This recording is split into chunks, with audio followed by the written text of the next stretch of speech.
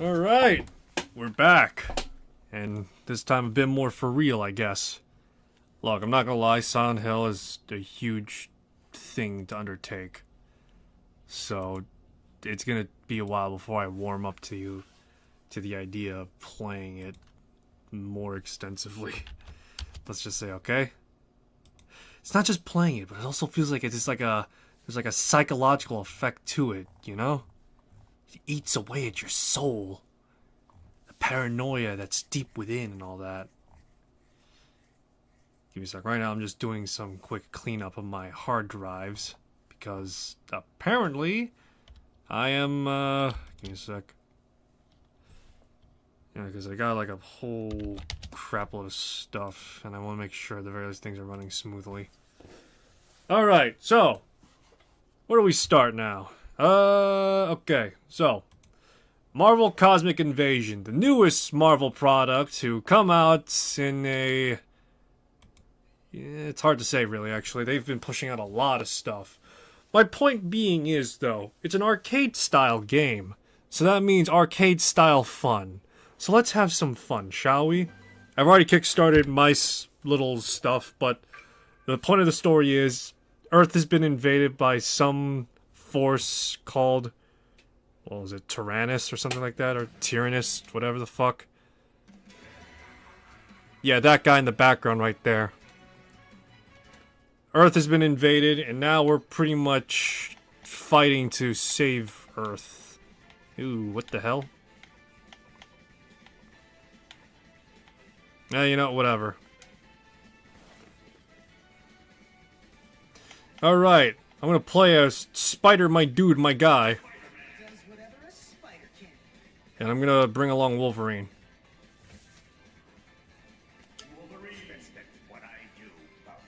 Who the fuck? Alright.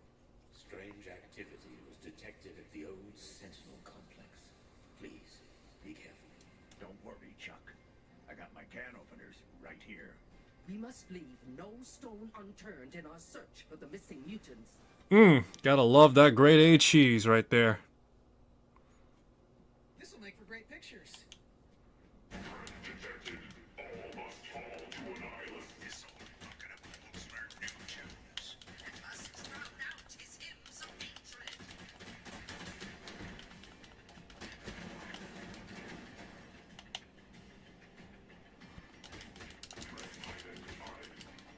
Feeling spectacular.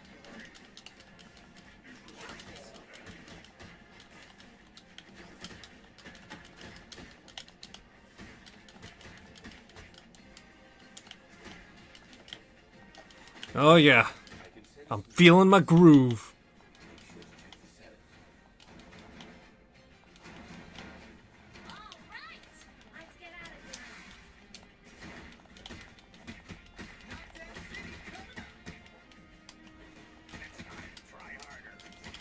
It's your turn, Wolvie. See here, there's like a few things I want to do. Defeat 10 enemies using the Feral Throw.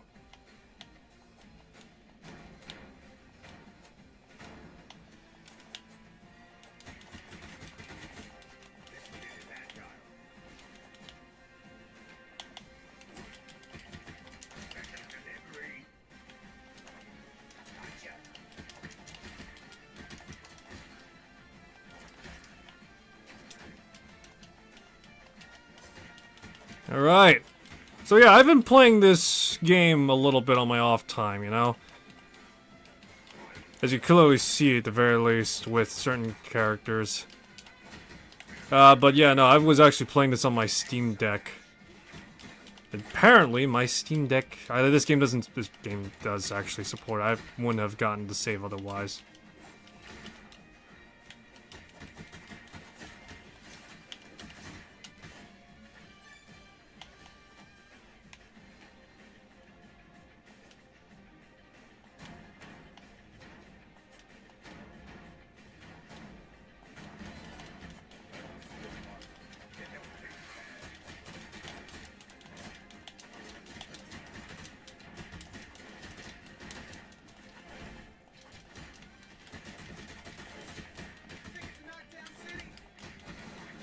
There we go. When do Sentinels have pilots?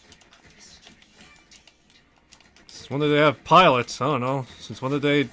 Well, actually, no, I don't know much about the Sentinels. Shit. All I know is that they were meant to hunt down mutant kind for a good chunk of comic runs. They still are the quote-unquote de facto bad guys of the X-Men.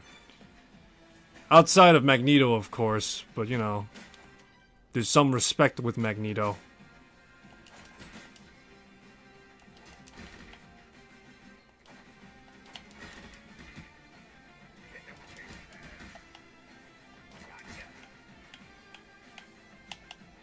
The prisoners are now safe. They've mentioned other mutants being kidnapped by Sentinels to some other location. These bums don't have the brains for this type of outfit. Whatever it is, they'll have to face the wrath of the Apocalypse. Special delivery.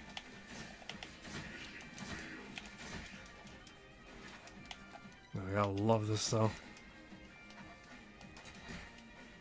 Gotcha.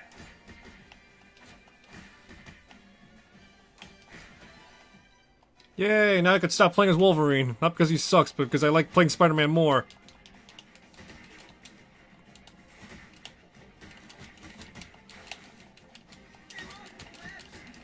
Hey, something on your face! It's my webs! And my fist!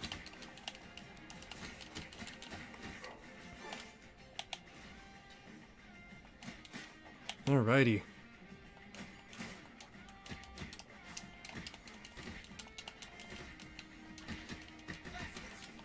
Target-rich environments. My speciality.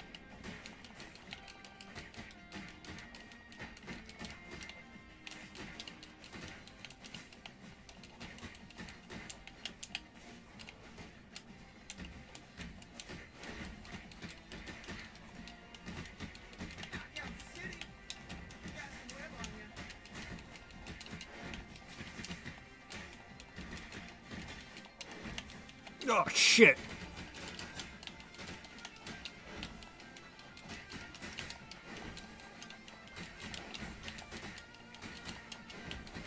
Look at that, he's trying to stomp a spider, and yet he's evading it. The Master Mold.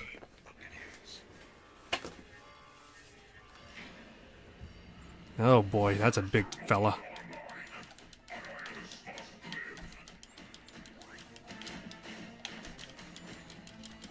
The nihilists must live, they say.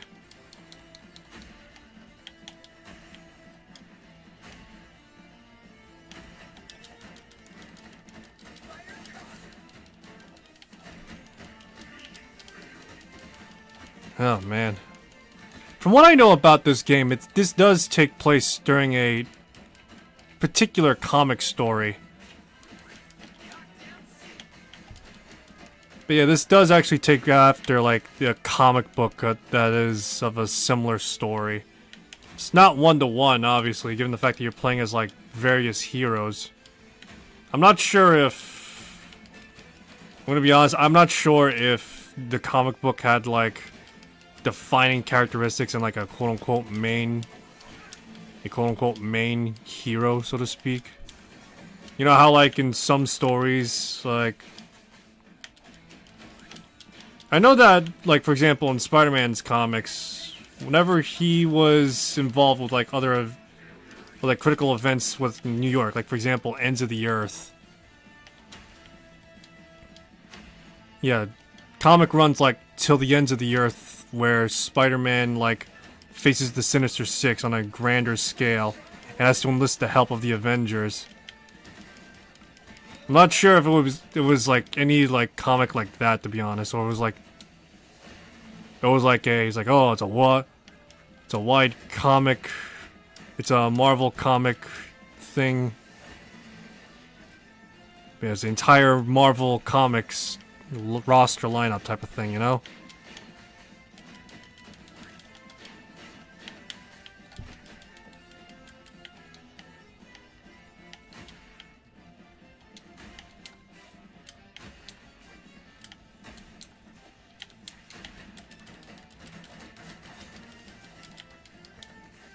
You know, it's funny that the developers have taken after Capcom's whole lineup a bit, you know? For example, a lot of...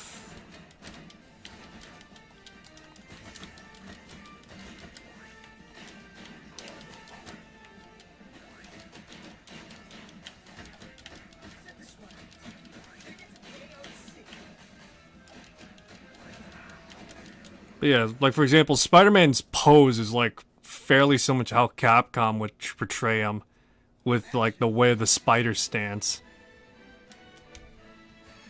Yeah. And you got Wolverine with like that rapid stab motion that's pretty much him being... Then that's where we'll be. But yeah, a lot of them share similarities to Capcom's movesets. Like for example, you got, you know, what was it? Yeah, like you got Wolverine's like Swiss cheese move, pretty much. Shuri, what is the situation? Berlin Sana is getting bombarded with insect pods. The city's soldiers have been sabotaged by Claw. We need to reactivate the shield generators. Let's cut a line through the invading force. I wonder what people think of this story. Because it is just going to be like an abridged telling of a particular comic.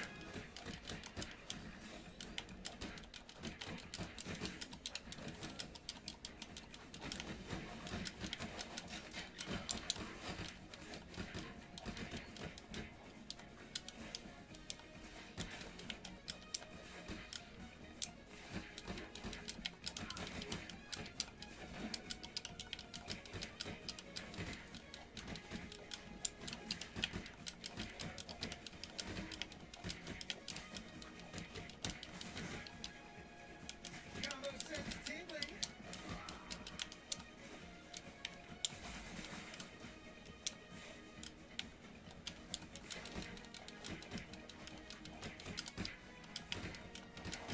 Alright, but yeah.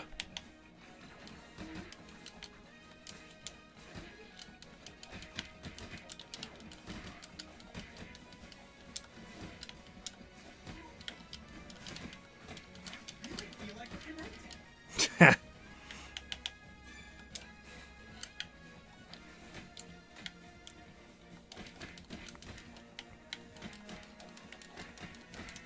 Slow down, pal.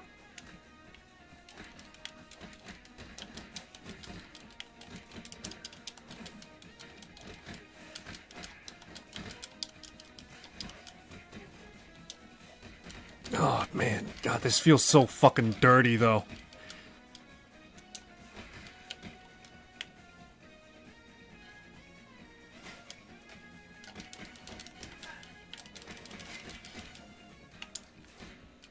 Feel the wrath of aerial superiority, bitch. Even though I'm not flying.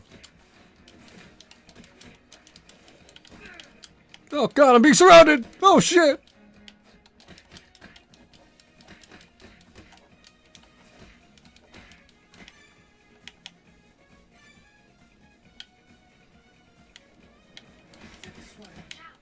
Need to destroy these pods, or they'll generate even more bugs. Never known an Ibis to have such a fierce one. Something has changed. We'll find out more once we've beaten back these bugs.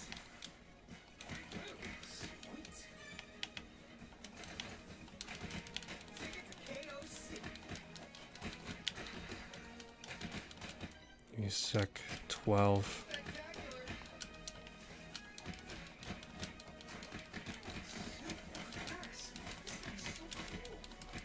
Feeling spectacular. I'm trying to remember. There is an actual comic where Spider-Man legit had to fight off the entire Avengers. And I do mean the entire Avengers. Because there was like a whole plot point where...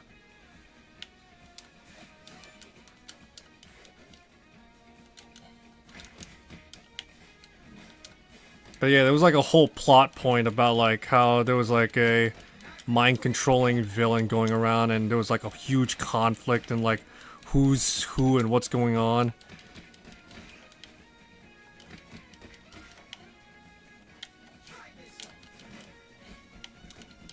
Oh God!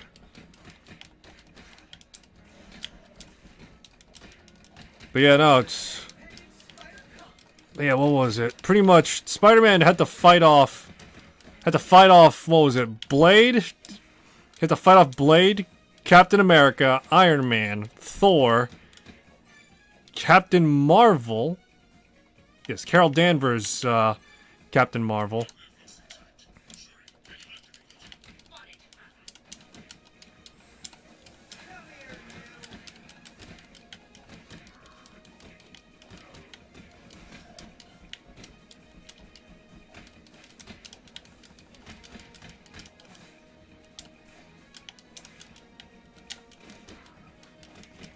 Alright, but yeah, it was like fighting off Carol Danvers, Black Panther, Iron Man, Thor. I think Blade was in there as well. But yeah, fucking Spider-Man had to fight off like a whole bunch of like superheroes because they were all mind controlled. You know, traveling by train is a good way to see a country.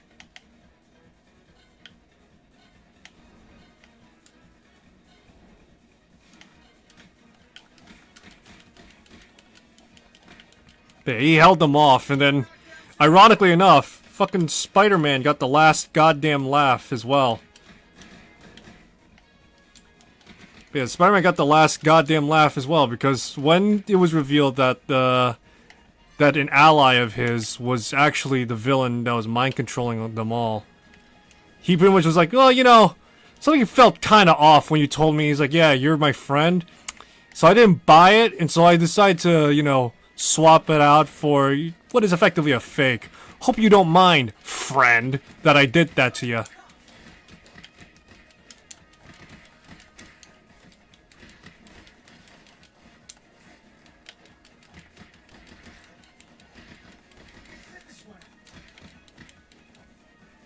Sweet.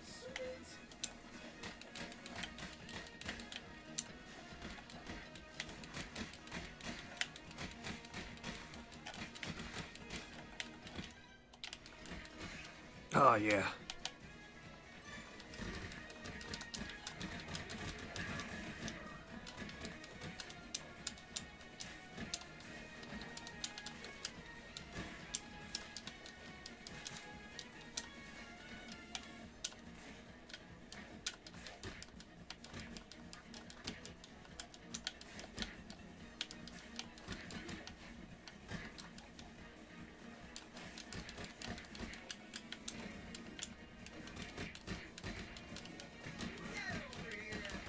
Oh my god, it's just dirty chaining right now. Just a lot of dirty chaining. It's my pleasure to welcome you to Wakanda's downfall. I came with aim, Charles. I always knew you couldn't take us on your own. Alright. Wakanda will fall silent after all. Eat shit! Feel the wrath of... I want to make a fucking joke about... I want to make a joke a little bit about Chadwick Boseman, but at the same time, I feel like the type of joke I'm gonna make is gonna be like really poor taste. So I'm just gonna hold my tongue on that.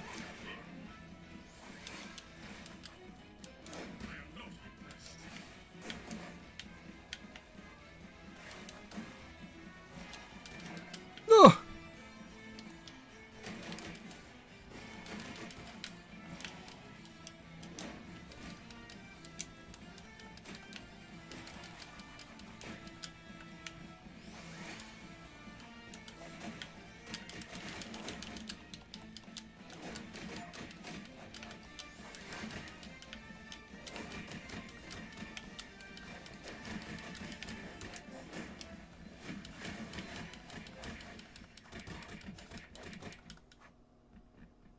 Just like that. And just like that, a king is made. Alrighty. I tracked the bug's flight path. Their ships are coming from the moon. And this is where we shall go next. Of course. Alright, now the Savage Lands. A place that I am vaguely aware of, but not in totality. It's easy being green. I'm sure it is, She-Hulk. Land is crawling with insect soldiers and sentinels. I'm always ready to help out in a jungle hunk. Keep your mind on the mission, Jennifer. It's okay, I'm a multitasker. That she is. Clearly. Clearly. There's a joke in there about sex, I'm sure. I have freed kidnappers from bondage. Brought here by sentinels. Need one culprit. So on. That guy is right. Words. Yeah. Energy of mutants. Ruthless opponent.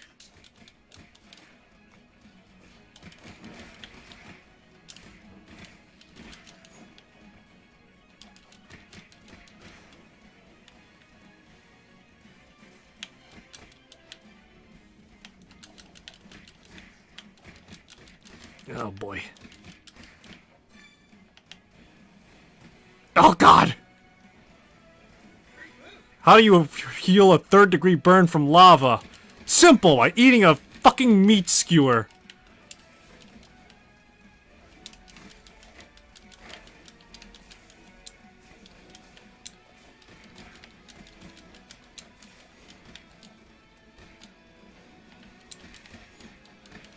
I'm just gonna be honest right now, the entire time I'm just gonna be playing as Spider-Man. I don't give a shit if there's other better characters.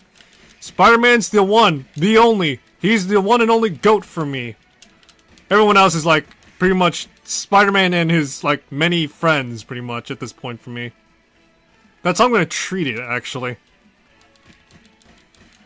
All we're missing is Iceman and Firestar, and technically Johnny Storm too would be nice, but, you know... we don't have him.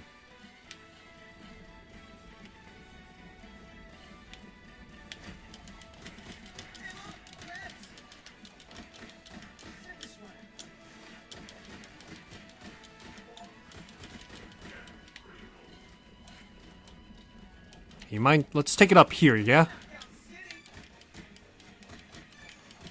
I want to see how much... Oh, God! I'm just juggling this poor dude until he's fucking just nothing but rubble.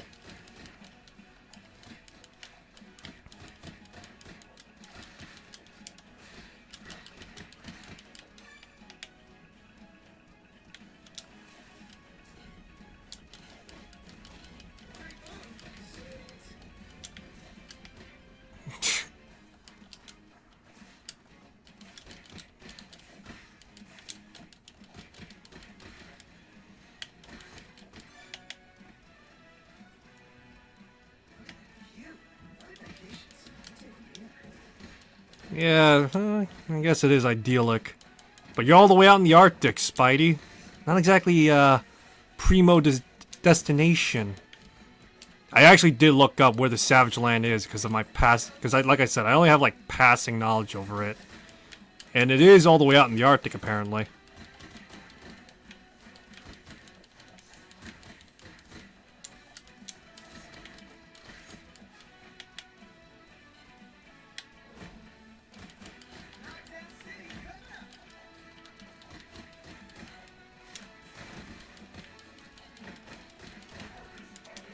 Oh yeah, okay.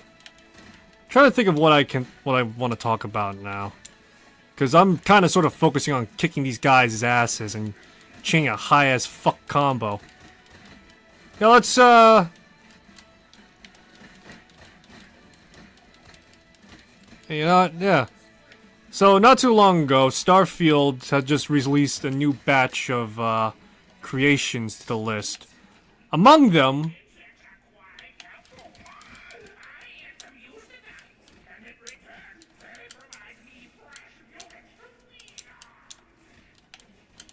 God, I hope one of those mutants is that one kid that just killed everything, and that Wolverine had to fucking axe.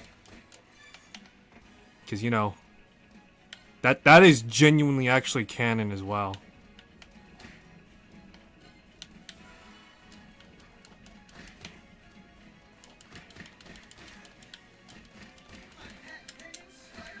At least, yeah, it's canon to the... It's canon to the Ultimate continuity. To which, that fucking Ultimate continuity was just a mess. from my remembrance.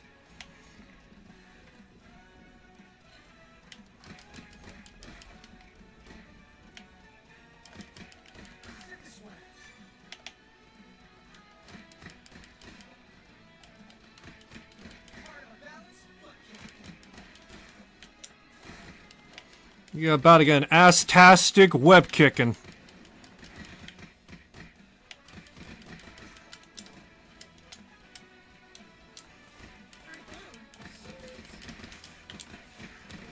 God, look at this shit. Fucking dirtiest fucking... Spider-Man, he decides to stop holding back. Oh my god, Jen was right. He is wearing jorts.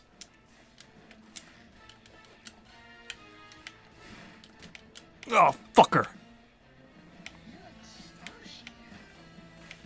Get over here, you fuckwit!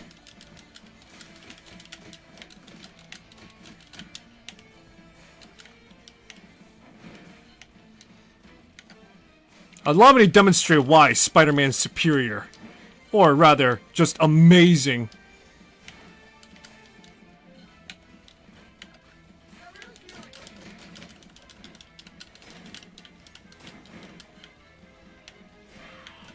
Ah, fucker.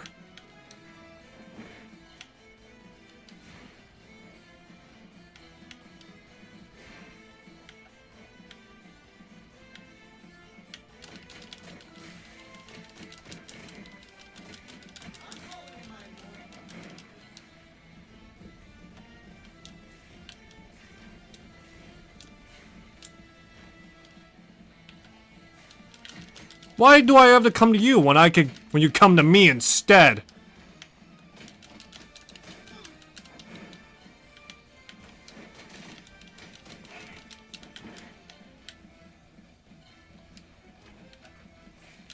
Come here, you fucker!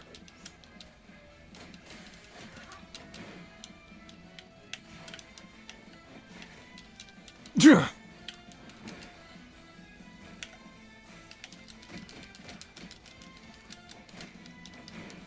Oh, you're getting away from me? Well, I'm gonna drag you to kick your ass, so you better believe it, I'm gonna need the distance.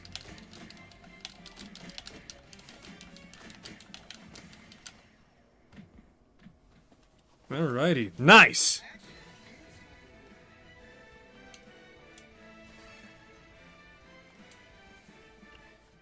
He's harmless now. My thanks to you all. Zabu and I can fight the small remainder of the invaders, but the rest of the world is yours to save. Don't mention it, handsome. We're on our way. I'm still trying to figure out how I feel about the voice acting. It's not as though I was expecting it to be like crazy good, you know? But at the same time, it's like, is this the right amount of cheese or is this underacting? Because there's always like a line between that you figure out a little bit, you know? It's like how much is too much and how much is too little.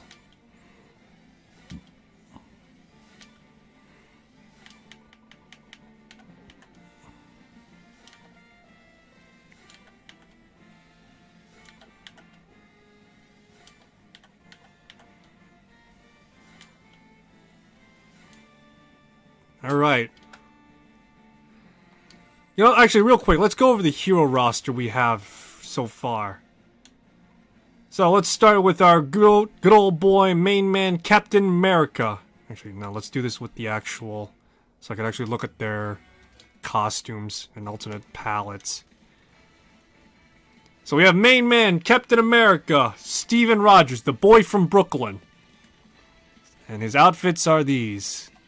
I think this is probably Hydra agent, but that's me stretching right now. Nova from Nova Corps. I don't know much about Nova other than the fact that he shoots shit out of his hands. We got good old-fashioned Black Panther, T'Challa. Let's see, he's got like all these like variants. We got Ghost Rider, the Cosmic Ghost Rider, to which I think this is the Fuck, is this Robbie Reyes or is this someone else? Or is that still Johnny Blaze? Let me look this up real quick, because I'm kind of... I know Johnny Blaze, and I know the Robbie Reyes one. But I don't know, I'm not familiar with Cosmic Ghost Rider. Who is he? Oh, okay. An amalgamation character consisting of Punisher, Ghost Rider, and the Silver Surfer. So he's not one character particularly. He's multiple, technically. Oh wait, it says here, it's the fucking... for fuck's sakes, it's the Punisher! That's who he is! It's the fucking Punisher! It's Frank Castle from another universe. We got Tony Stark. I don't really care for him. Rocket Raccoon. Jennifer Walters, the sensational She-Hulk. And while it's not Thor, it's Beta Ray Bill, Thor's friend, and the actual owner of Stormbreaker, for those who are familiar with the Marvel Cinematic Universe stuff. I like to call him Beta Ray Cucking Bill, because it's just hilarious. I just love... just... This whole name is just fucking hilarious, though. It's just Beta Ray Bill. It's not even because the beta part. But take out Beta, you just got Ray Bill. For an alien! Ray Bill! But in this case, because, you know, everything Beta Ray Bill. Alright, so yeah. Sorry, I'm laughing my ass off. So we got one of the... I think that might be Iron Man 2 reference. And you got like a bunch of other color palettes that look appealing. She-Hulk, she's got like dark skin variants. I wonder if there's going to be a Betty Ross reference in there somewhere. And of course, Beta Ray Bill is just going to be like... He's just going to have like alternate swatches. Probably references to like Thor somewhere as well. You got Wolverine. I think this is like the OG colors. Like, what was it? Jim Lee, I think. And you got like a few other variants as well. Oh, you got the animated one, or you know, the yellow blue variant as well. You got Storm. I don't know what references she's gonna have. Oh my. But yeah, I don't know what reference she's gonna have. You got Spider-Man. You got like black and red Spider-Man. You got this Spider-Man, that Spider-Man, and of course the black suit Spider-Man. I'm gonna go with OG colors for as long as I can, and probably somewhere along the line switch to like one of the other colors. Let's bring Nova.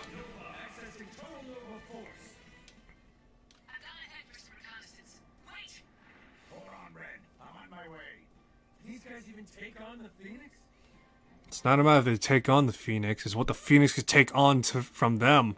Phoenix has been captured. Events that can jeopardize the galaxy are in motion. You should try to get involved instead of just watching all the time. I cannot act, even as the invasion spreads to my own citadel.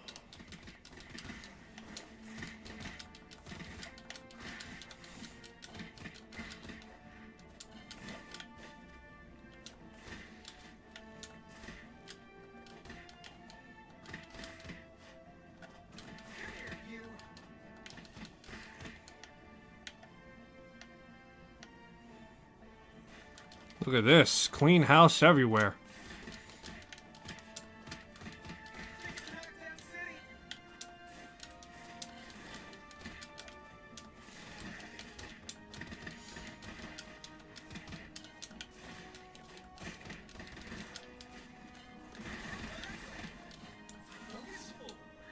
I wonder if there's reference dialogue between the fact that Nova and Spider-Man, at least in the continuity of like the Ultimate Spider-Man show, are technically friends. Because I know that specifically in the comics, because they differ greatly on that front. Yeah, because they differ greatly on that front, they don't really have much of a direct connection.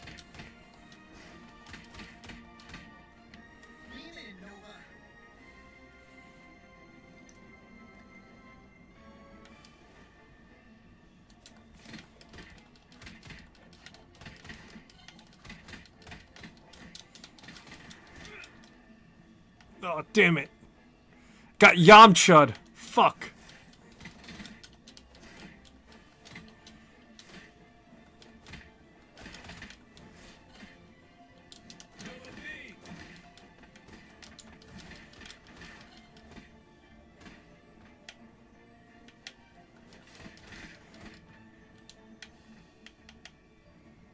Oh, man. Spider-Man's gonna need some fucking warrior food.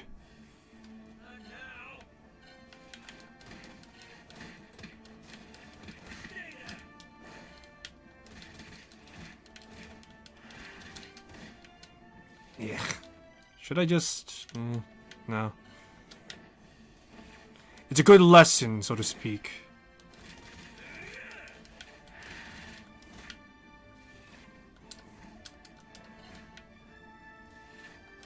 You know, funnily enough, I always thought that the next Marvel movie after Infinity War was going to be not Captain Marvel, but Nova Corps for some reason.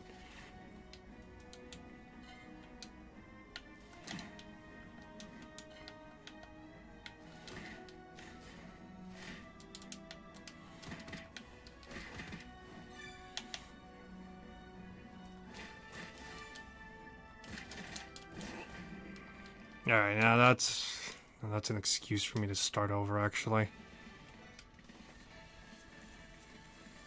Yeah, sure. That is actually also Jennifer Hale as Phoenix.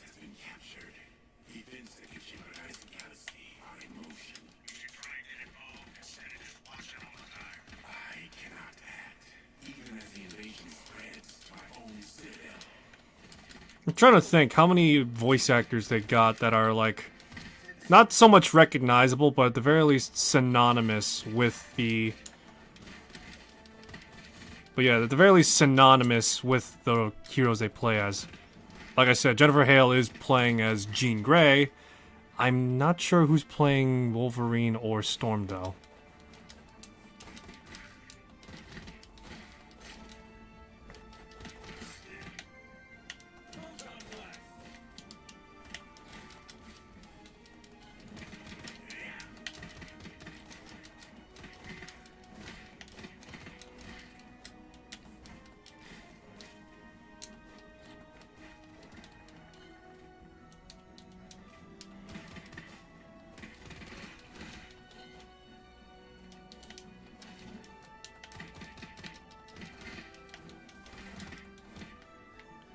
You know, funnily enough, I only know Nova, the fact that he's got, like...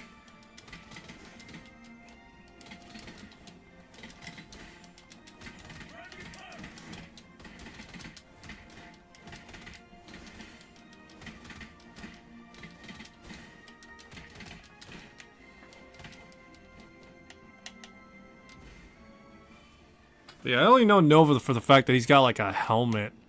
And that he's given, like crazy powers.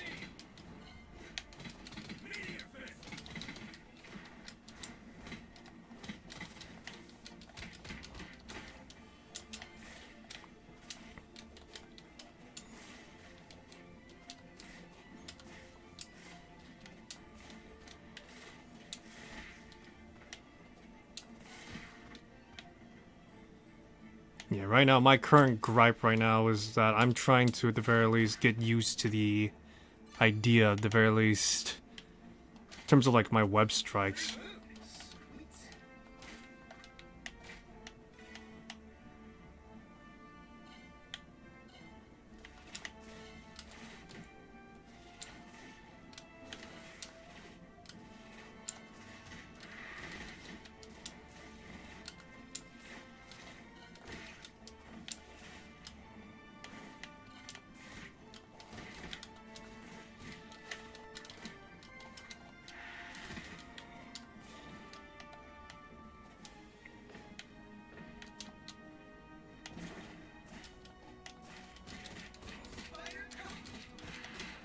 Curbed.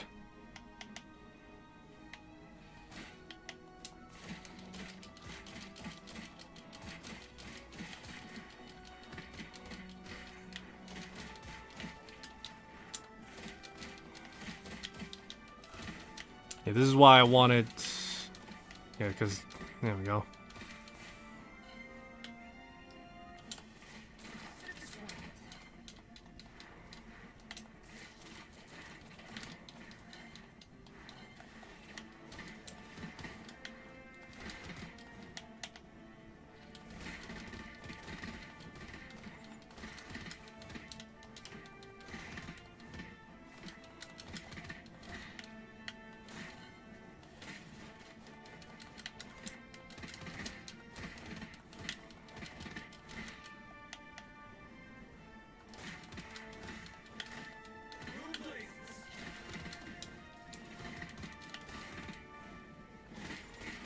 Alrighty. Sorry if I'm not speaking right now. I'm trying to focus up a little bit. But, yeah. Man, I'm really trying to remember, like, various comic factoids. But I really don't know much about Nova. Other than the fact that he's, like, a guy that's kind of like a space police, pretty much. You know how, like, Green Lanterns are, like, Yeah,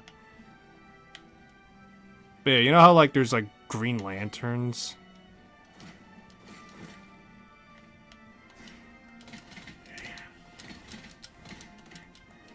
You know how there's, like, DC's got Green Lanterns, right? Pretty much, the Nova Corps is sort of the answer to Green Lantern.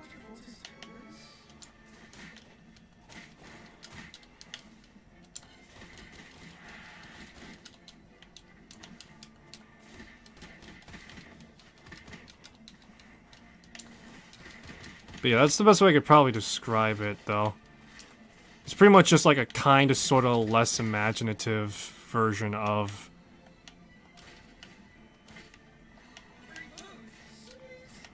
Yeah, it's kind of sort of maybe a little bit a less creative version of the Green Lanterns.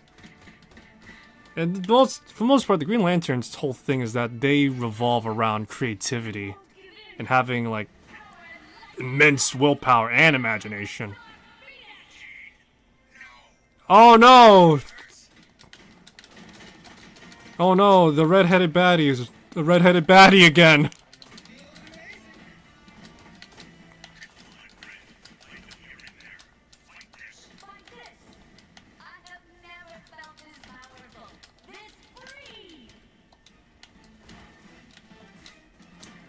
Oh, there's something on your face, Gene! It's my fist!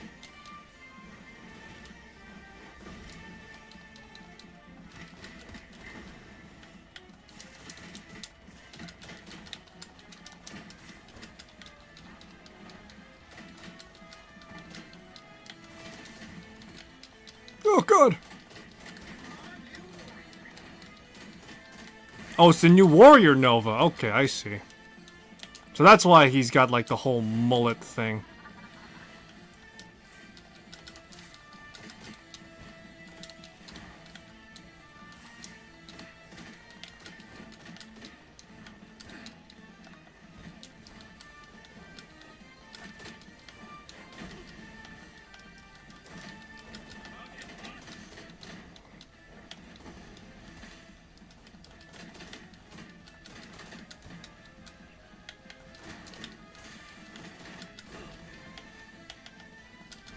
You know, this is the second time I think Spider-Man has technically faced off against Jean Grey. Or at the very least, the Phoenix, specifically. This is due in part to the fact that when Peter was fighting against, or assisting in fighting against Cyclops...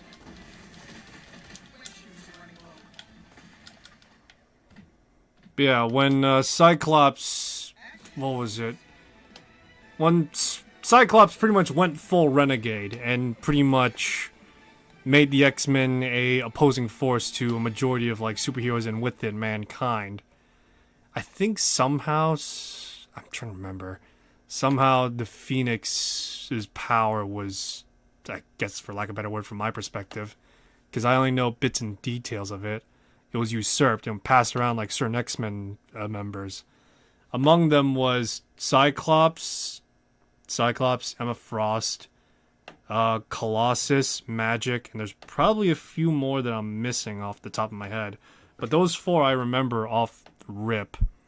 And suffice it to say, when Spider-Man came to toe-to-toe with Magic and Colossus, they were empowered by the Phoenix, and as a result of that, Spider-Man was pretty much outmatched, and he was like pretty much the one man like standing between, pretty much the last man standing, at least after like something happened. The way he defeated them wasn't by fighting them directly, but pretty much gaslighting them to fight each other, pretty much, is the best way I can describe it. Because I think Colossus was having doubts, whilst Magic was like really gung-ho about it. Such power, such rage. I'm in control now. Yay! To be won, but a noble warrior will join you in your quest. Lockjaw! Awesome! You here to give us a ride? Yeah! Oh boy, who is this ugly fucker? I wonder who he is. It's easy being green. I'm sure it is. Nihilus' vermin has nevermore. If you can clean these messes, I'll take that big pooch off your hands. Listen, lady, Lockjaw's her friend. He's not going into a cage. I'm trying to remember who that woman is. God, there's like so many characters I know of, but don't know directly.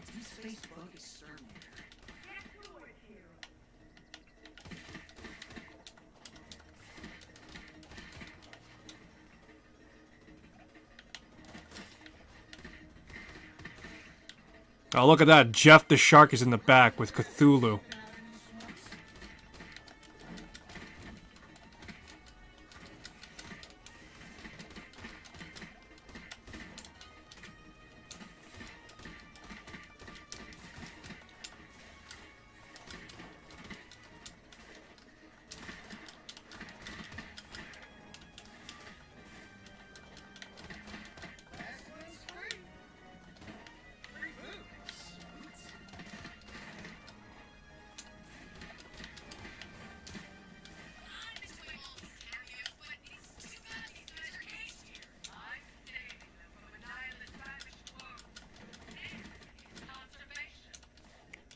Yeah, conservation, she says.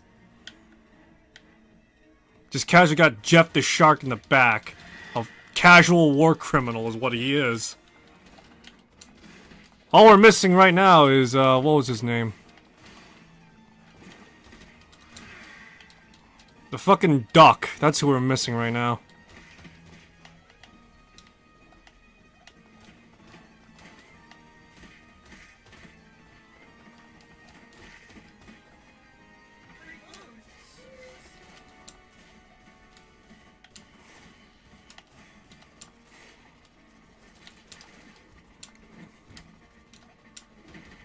Oh yeah, look at that. Fucking body slam.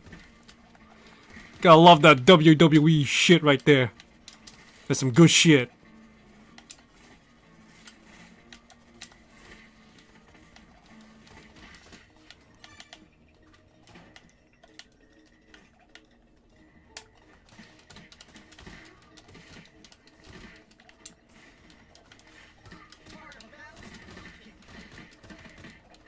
Trying to remember. There's like a whole bunch of like agencies in Marvel right now. You got like AIM, you got SHIELD, you got SWORD. You got like all these fucking crazy ass like. But yeah, you got like all these like weird ass anachronistic names.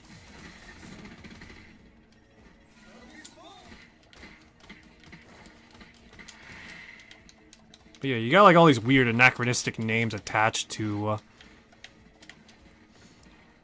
like a whole bunch of agencies. I know specifically SHIELD is like, what is it, like they deal with like Earth-based problems pretty much. They're like, for lack of a better word, they're pretty much, as far as I can gauge and assess, maybe like supervillain anti-terrorism group, pretty much.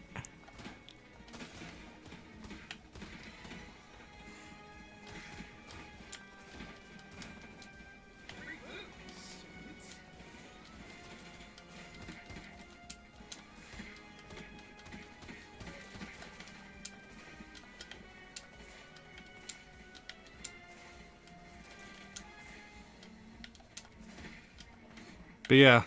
And then you got like sword, which are like extraterrestrial.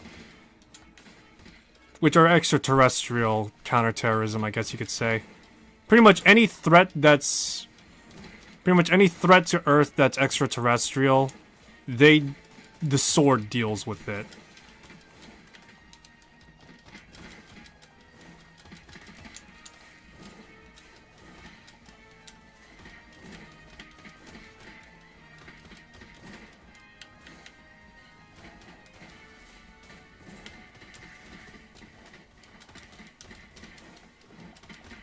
Oh, look at that. Fucking She-Hulk just came in.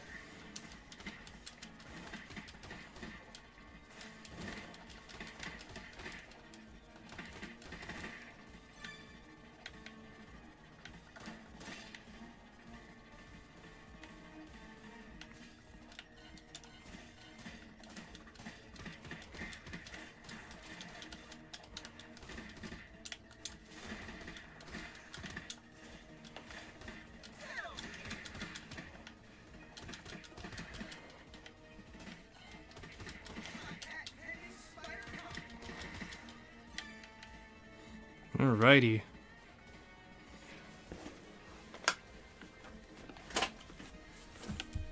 Oh, boy.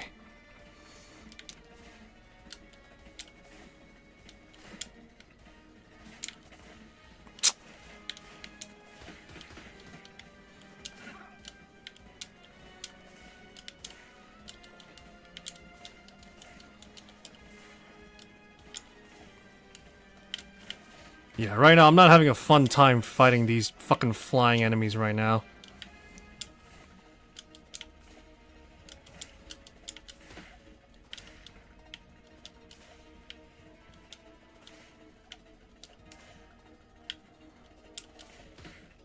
There we go.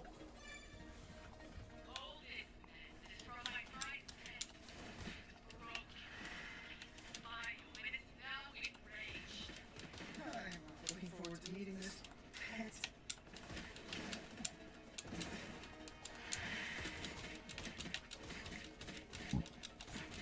Biggest knockdown city.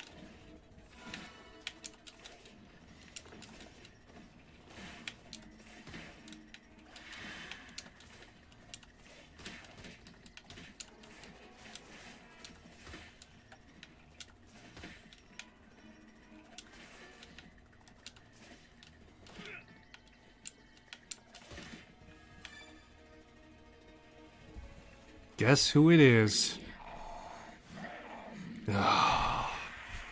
Hello, Eddie!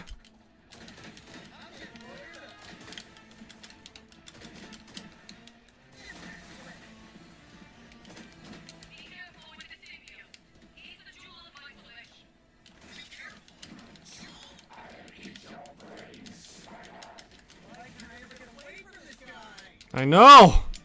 It's like he's got a weird obsession with you or something.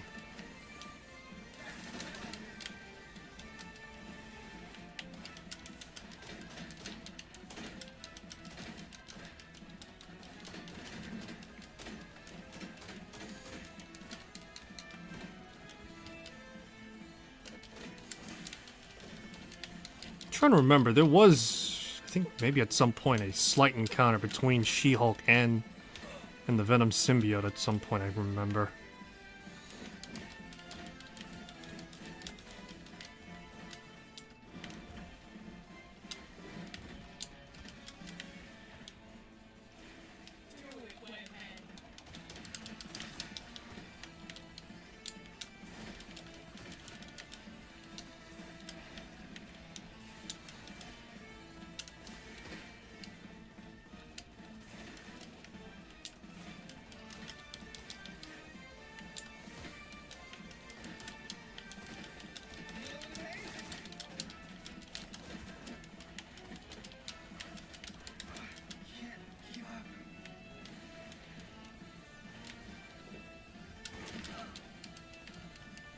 Ugh, getting my ass kicked. Ah, damn it. Wrecked.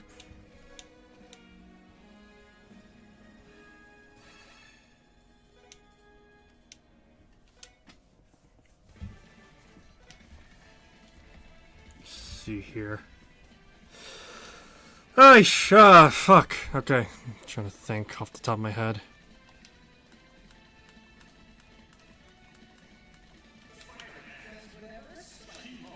Yeah, just keep it.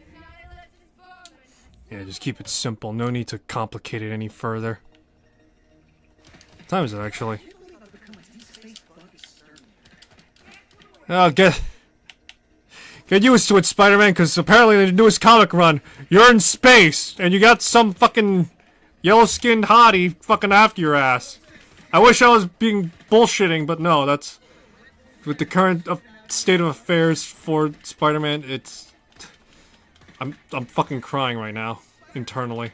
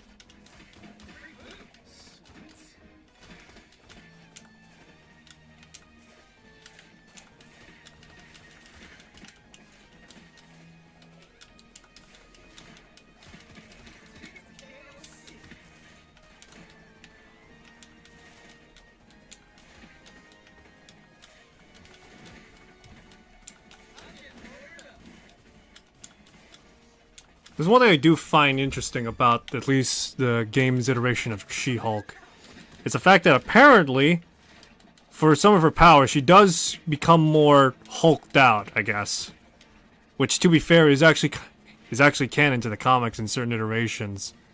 Channeling more gamma energy and all that jazz. She does become a lot bigger.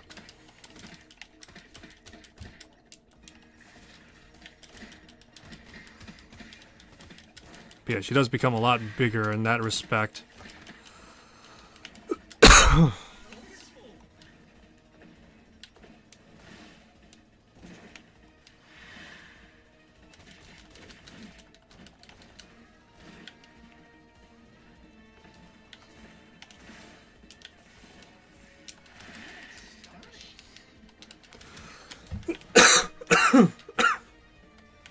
I wonder if this game's gonna have mods. Probably not. Pixel modding is a lot harder than, you know, actual modding. Along with that, you have to... Pretty much the reason why is just because you have to deal with, like, more... Is that unlike, you know, full-on 3D games, you know, having full-on, like, models and replacements and the like, you're doing instead, like, actual drawing, and then afterwards having to pretty much change...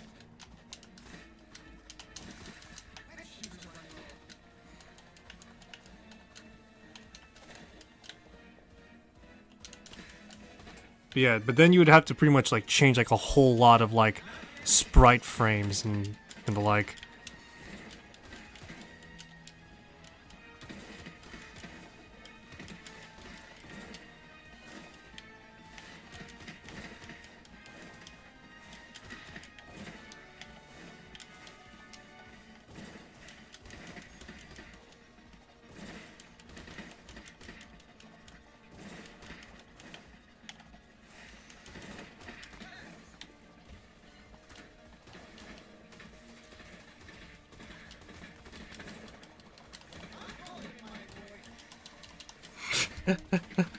Hold on, let me call in my lawyer.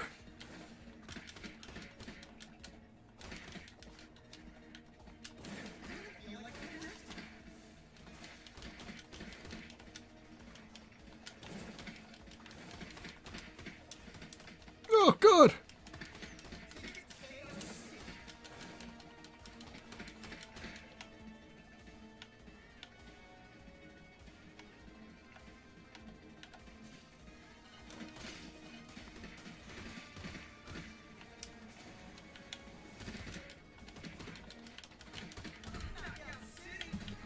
So if there's a shield, sword, aim, does that mean there's fire? Is there gonna be swing and there's slash and there's stab? These are questions I need answers to.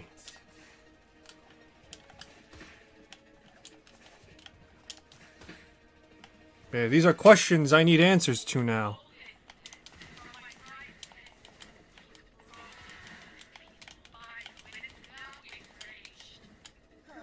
Looking forward to meeting this pet.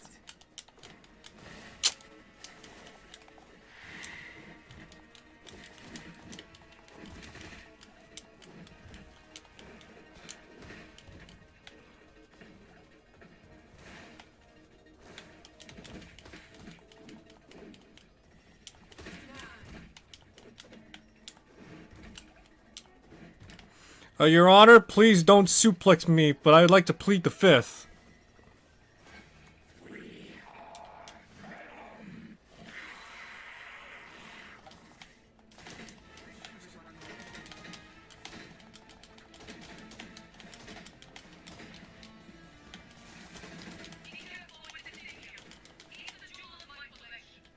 Be careful!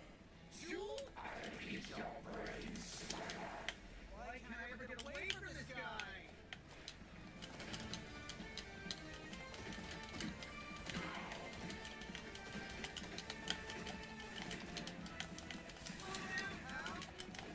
I'm trying to remember. At this point, I know of at the very least, maybe...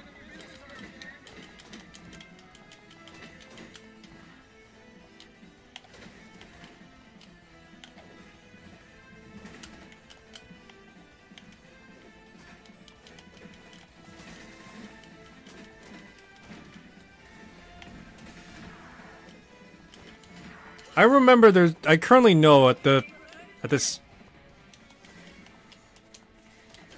I know at this point there's been at least maybe...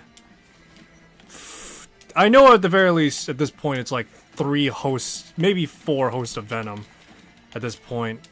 There's the first, well, 5 if you want to count Spider-Man.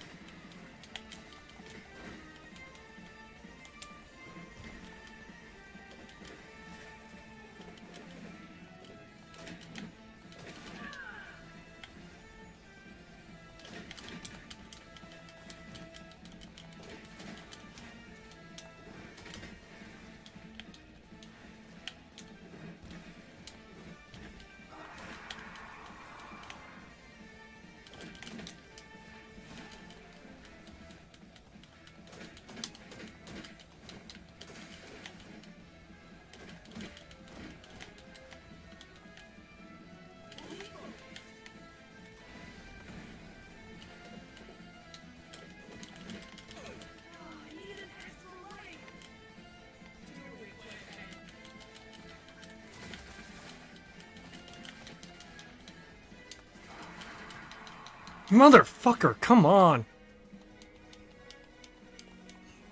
Ugh, fuck's sakes. Shame!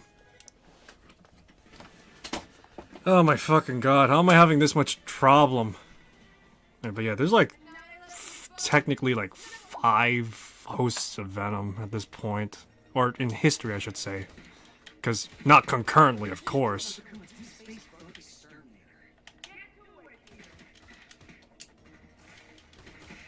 But yeah, not concurrently at the very least.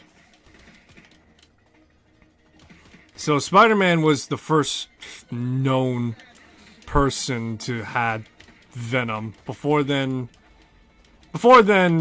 let's just say, having realized it was alive, forcefully extracted it from himself, and it refusing, and it taking it as a slight to itself, bonded to Eddie Brock, who had a vendetta against both Peter Parker and Spider-Man, as it was revealed to him.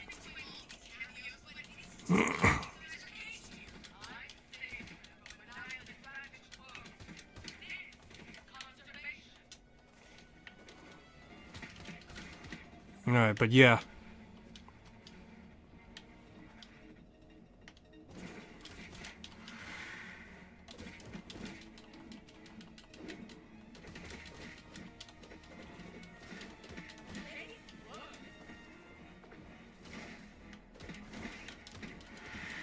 Oh, shit.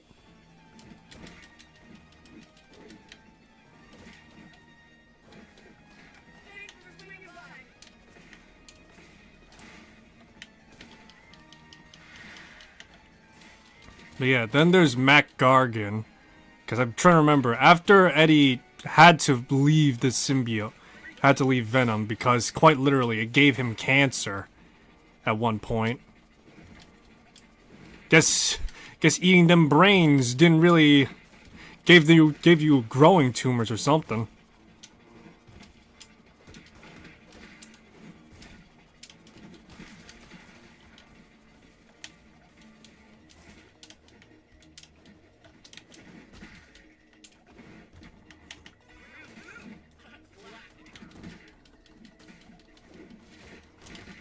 I do love the fact that they actually kept some of She-Hulk's fourth wall break tendencies.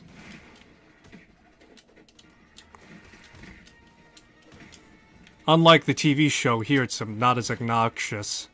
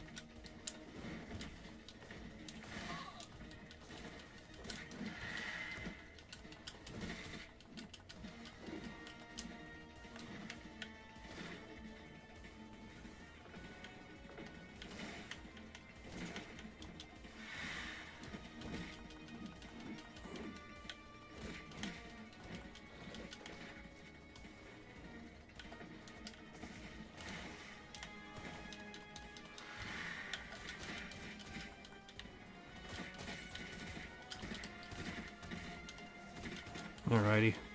Alright, but yeah, so after Eddie got Venom, Mac Gargan somehow got Venom, or got a hold of Venom. This was during when the Avengers had the Dark Avengers, or when Marvel started phasing in the Dark Avengers, to which it was consisted of like supervillains that was posing as superheroes.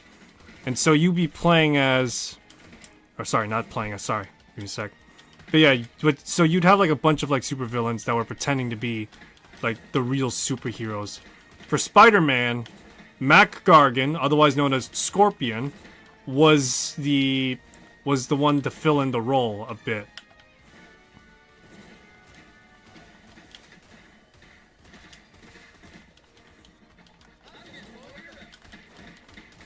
But yeah, Mac Gargan, Scorpion, was the one to like fill in like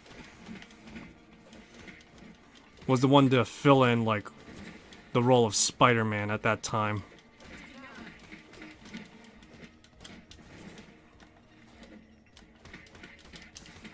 I'm trying to remember who else was there. Norman Osborn filled the role as Iron Man, or rather Iron Patriot, because he was like Iron Man and Captain America rolled in one.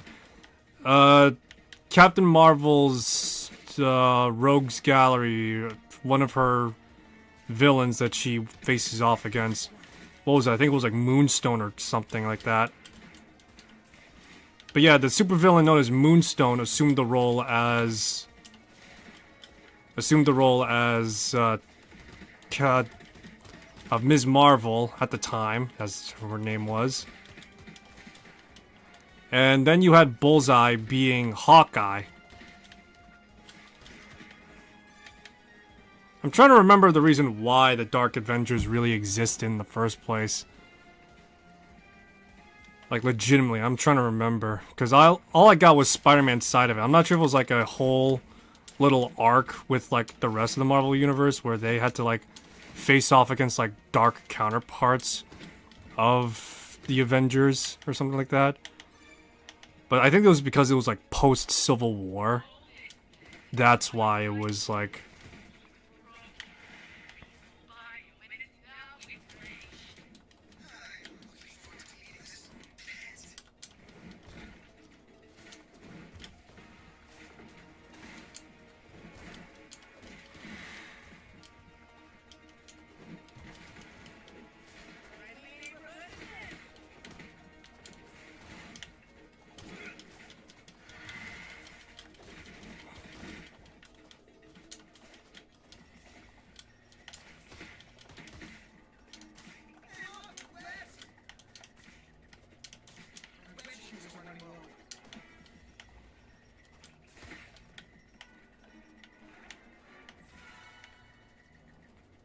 Alrighty. Of course you are.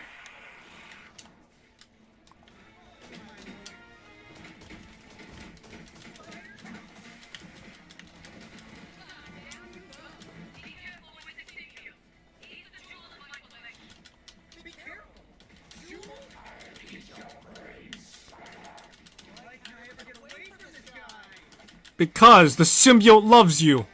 That is the actual canonical reason. You cannot tell me otherwise. I wish I was bullshitting too. More than once, Spider-Man has quote-unquote seduced Venom.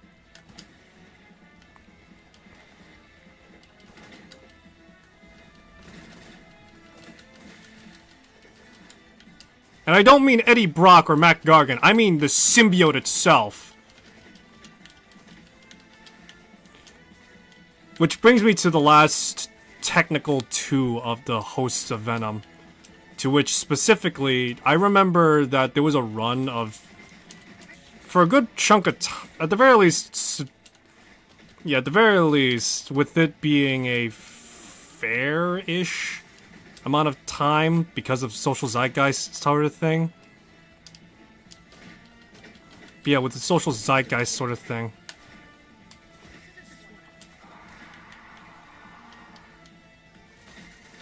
She-Venom was a thing, and I'm pretty sure, I'm trying to remember specifically. She-Venom was a... Yeah, She-Venom was... Actually, is She-Venom, like, canon to... Let me see here. I might be wrong. Let's see, Marvel... Comics... Yeah. Yeah, I was right, yeah.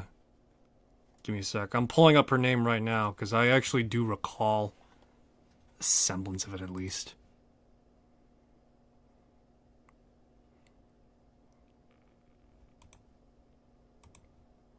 I need a name. Fuck sakes. Alright, so... If I'm reading this correctly, and because this is, like, 616 proper... Anne Weyings.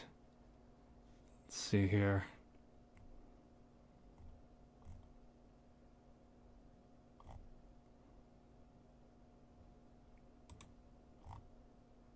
Alright, so yeah. Anne Weyings. Eddie Brock's ex-girlfriend. She was she predated Mac Gargan, so... So yeah, she predated the Dark Avengers arc.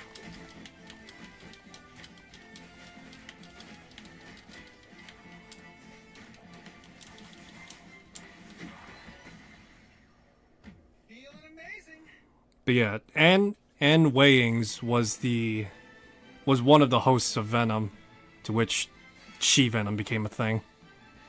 And now She-Venom's a thing again, with Mary Jane being the most recent and current host of Venom.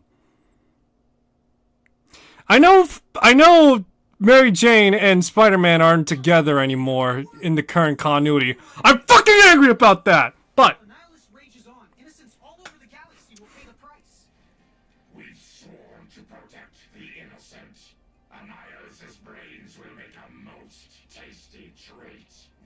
stay away from mine, Brock. Yep. But yeah, as I was saying. So with currently Mary Jane being the current host of Venom, there's like so many fucking connotations. It's hilarious. You know, I'm gonna bring Beta Ray cucking Bill because I just think it's hilarious. I think that's Steve Bloom. That's Sif. Say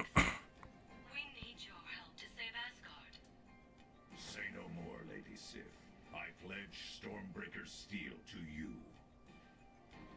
I think that's actually Steve Bloom, because for the shortest moment in Planet Hulk... But yeah, in the shortest moment of Planet Hulk...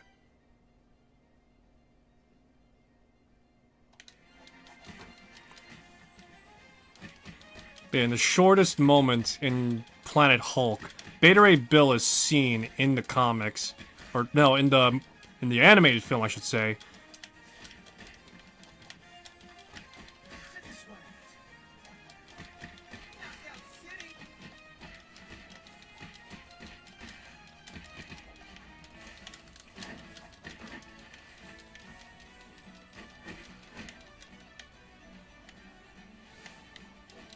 Yeah, in the shortest moment he's in Planet Hulk, the movie, he's voiced by Steve Bloom. I'm sure he has more lines, but he was brought on for like a hot minute before Hulk tossed him aside.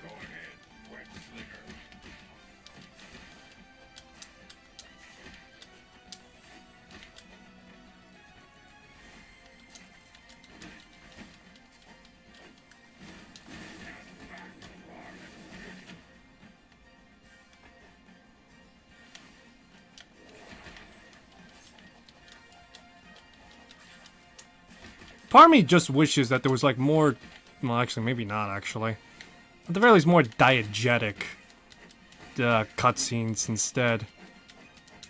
You know how like, sort of like how, I don't know. The world frees under attack. Asgard and the 10 realms' survival depend on it. Asgard is a second home to me. I shall defend it to my last breath. God, I hope not. Thor's gonna be out of a friend, and last thing I need is to deal with a depressed Thor.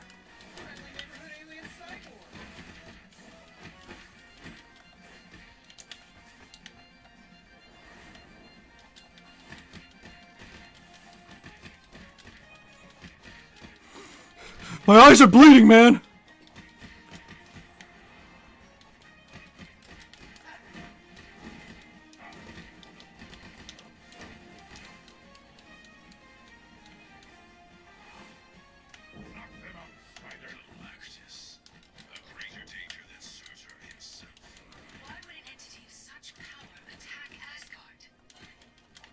Unless that's not Galactus, and it's just some dude posing to be Galactus. I mean, to be fair, anything is possible. For all intents and purposes, that may as well be Mysterio in the background.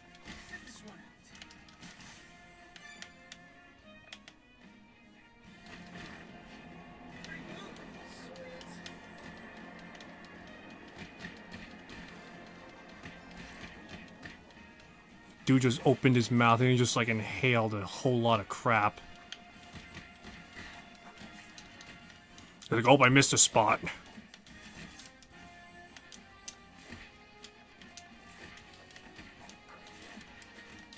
Motherfucker, come on.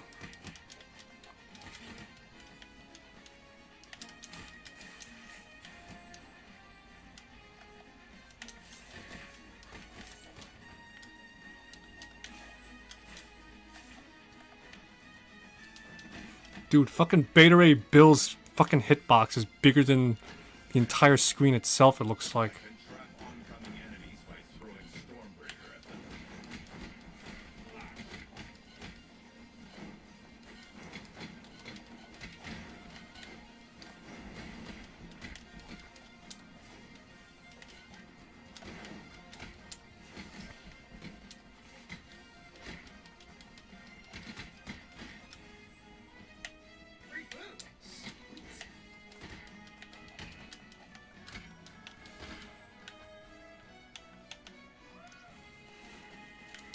Oh, All Father's watching. Right now, he's too busy fighting Kratos right now. How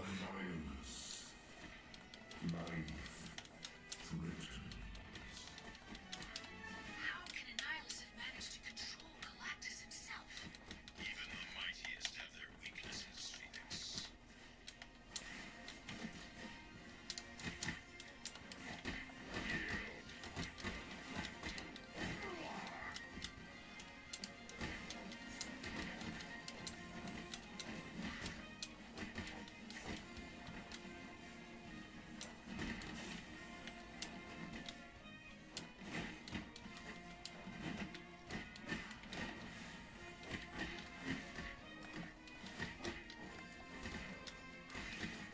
I wonder if Beta Ray Bill would ever make an appearance in the MCU.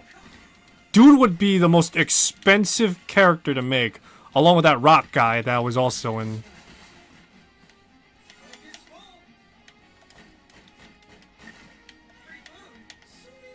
Hope Thor won't mind. You know, I would not be surprised if Thor, for whatever reason, has food just stored in his statue. It just seems so in character, to be honest, in both the mythology and from probably the actual Marvel... Yeah, from the actual Marvel Universe lore.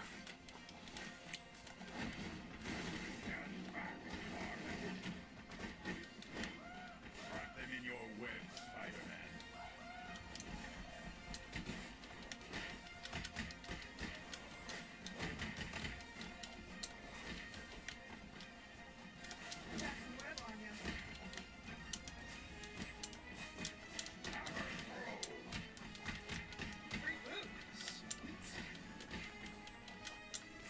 You know, I'm just thinking about what I just said earlier as well with fucking Thor just now. I'm just imagining him just explain to Beta Ray Bill. It's like, my friend, Beta Ray Bill, please, allow me to show you a most profane secret. Okay, my friend, what is it you wish to show me? You see this statue of myself, correct?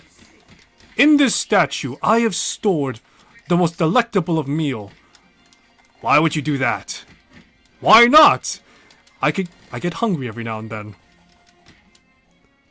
But why would you hide it in your statue? Wouldn't you have to break it? It's like, yay, I would. But Loki does that all the time, so I can blame it on him. Rose to your demise.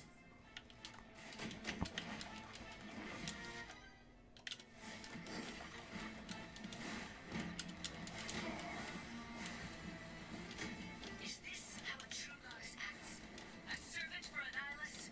No matter what happens, Firebird, people die. The more Annihilus destroys, the larger my legions of undead grow.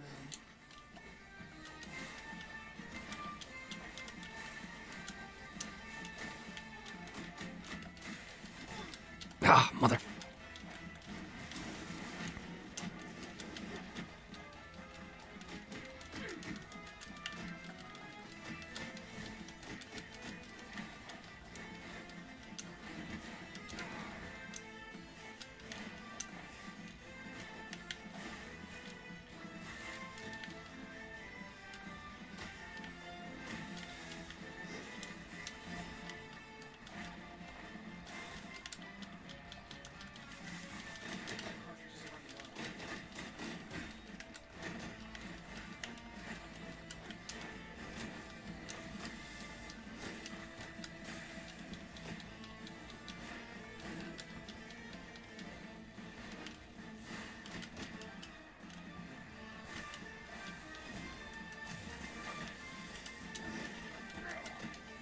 Ah, Jesus Christ.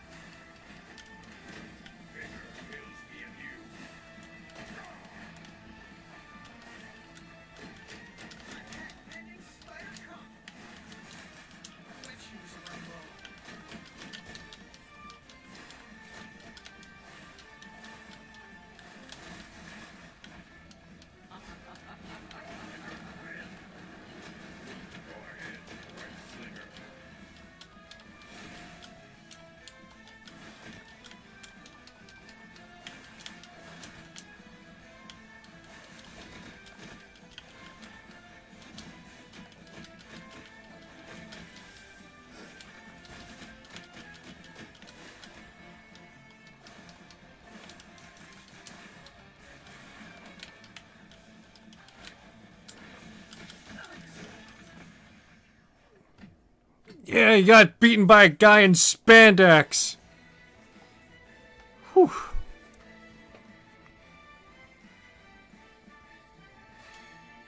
Yeah, Beta Ray cucking Bill got a level up. All Asgardians have been evacuated. The Eater of Worlds will soon consume the Golden Realm. We must depart.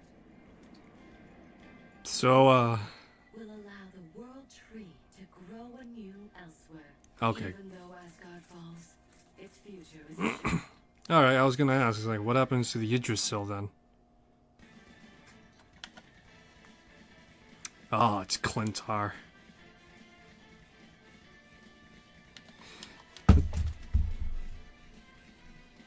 Alrighty.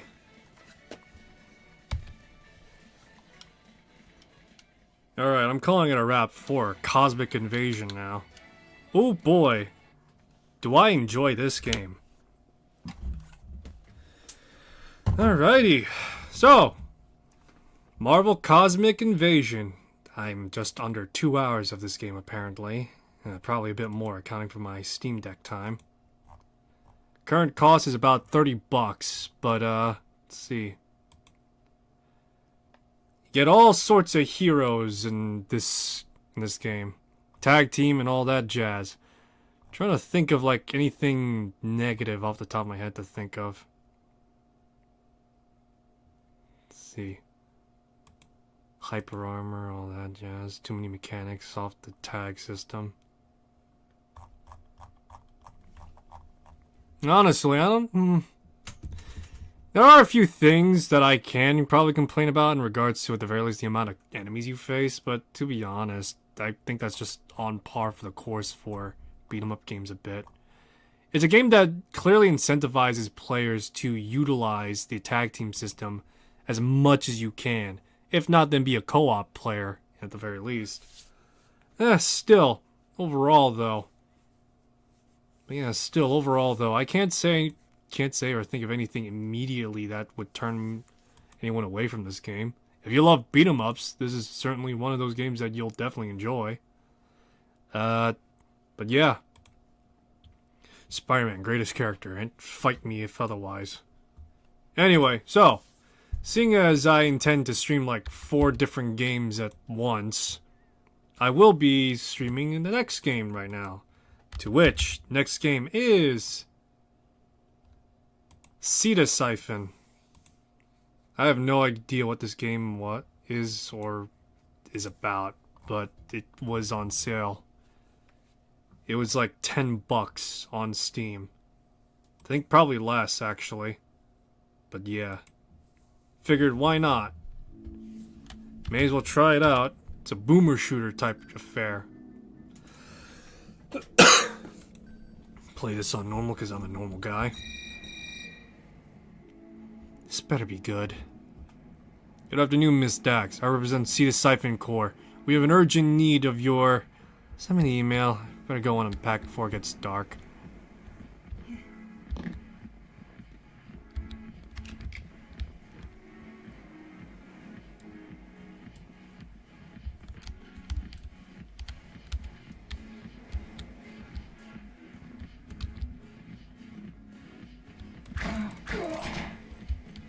Only 9mm?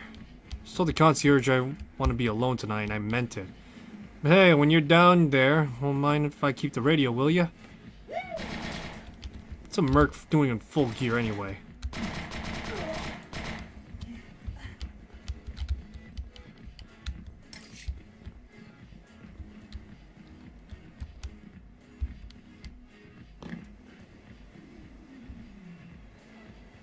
Don't bother doing headshots.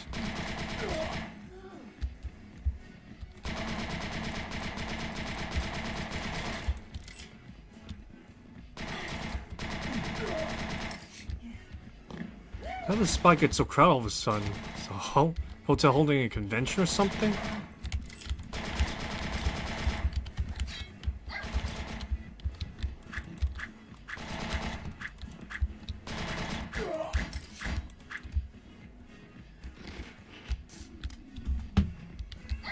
Oh yeah, nice.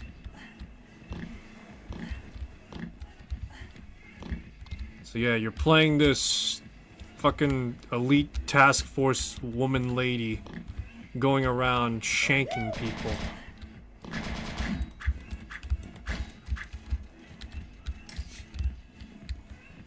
Alright, but yeah.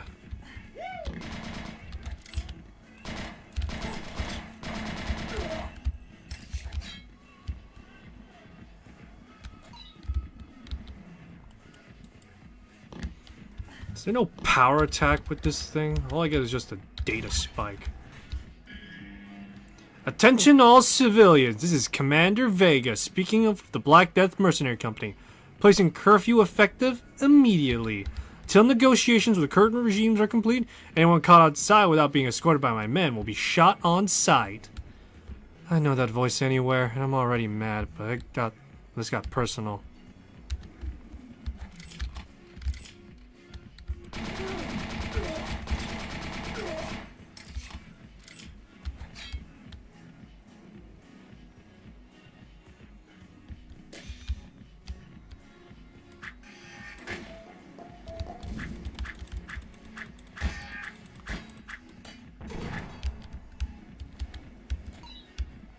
Got a magenta key.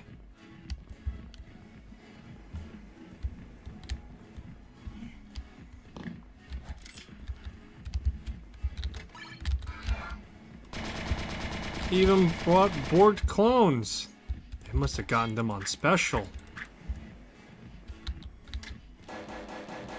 Yay!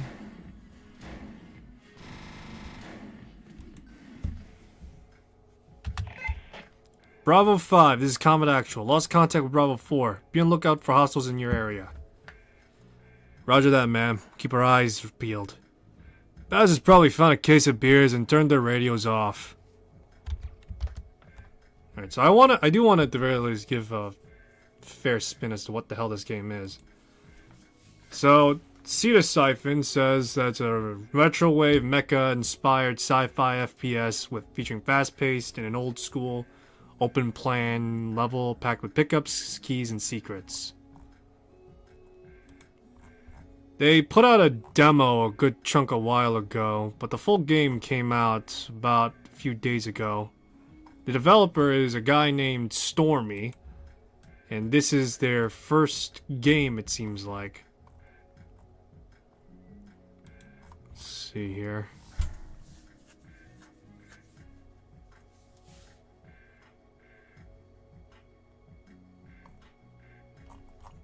Alright. Built from scratch. Made into bits and pieces over the course of nearly a decade single development on Linux using C/C++, OpenGL, and open source Quake mapping tools. Ctesiphon's custom engine allows to run reliably on low spec. Oh wow! So this is pretty much a bastard child. Then it seems like of like a whole bunch of different engines. It seems.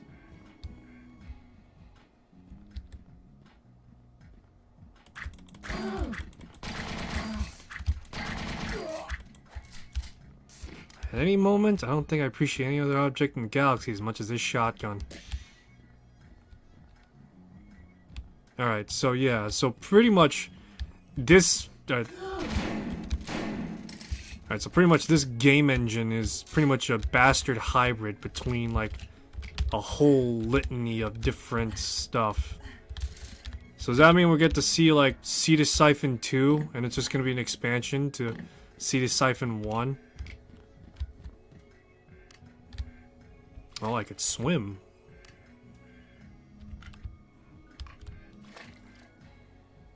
Oh, I can only swim up to a certain point, though. Oh, that's nice, though, that they actually accounted for it.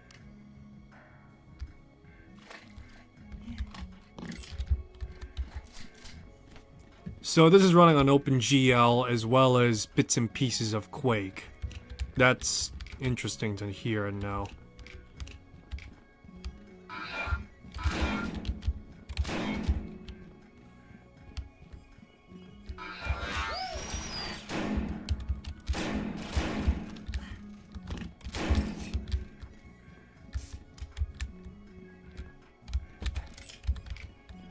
There is ADS in this game, but ADS doesn't do shit.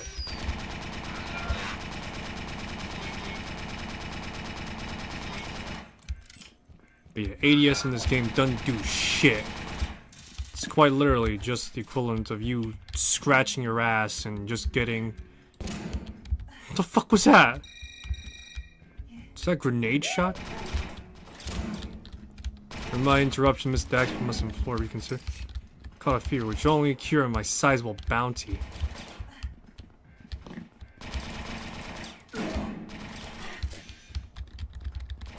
Make your way along the Ctesiphon City.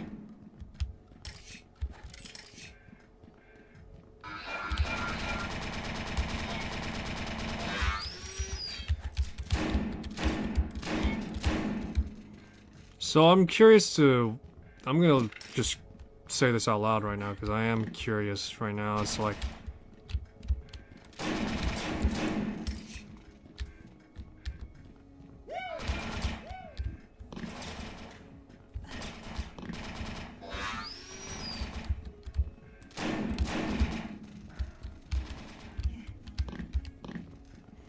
I am a bit curious as to how this game is gonna be. How long is it gonna be is what I'm asking out loud right now.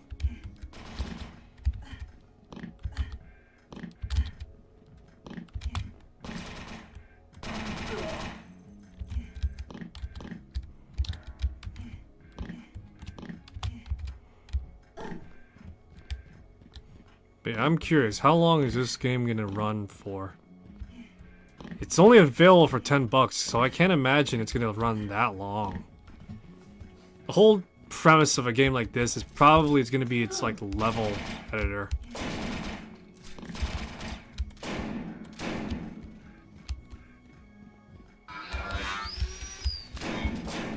Yeah, whole premise of a game like this seems like it would be like its level editor where it makes...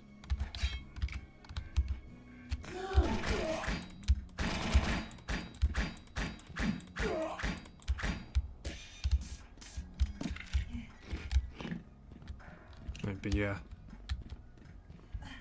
Game like this relies on like a level editor to like expand its popularity, so to speak, you know? That's how I feel like it's gonna be a little bit, but I could be entirely and woefully wrong on that respect, and I would gladly be wrong on that if, you know, the game proves to be that way in some other form or fashion. It's got like plenty of nice details, glowing and all that jazz. Lighting is very nice.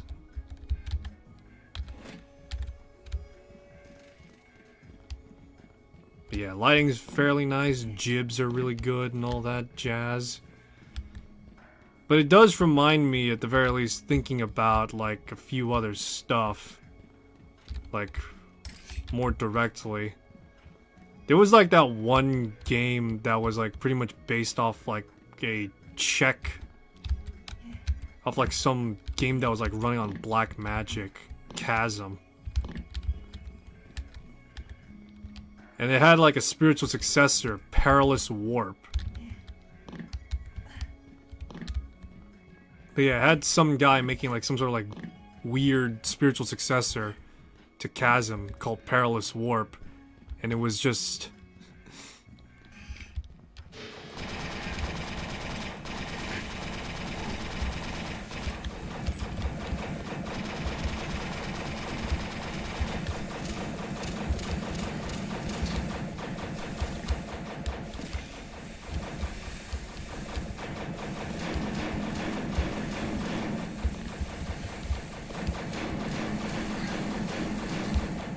Yeah, dump enough lead in it, something will die.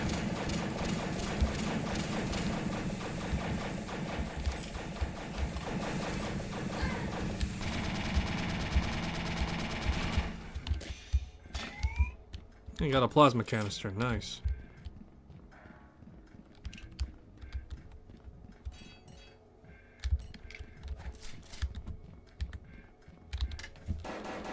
Yeah, we made it, guys.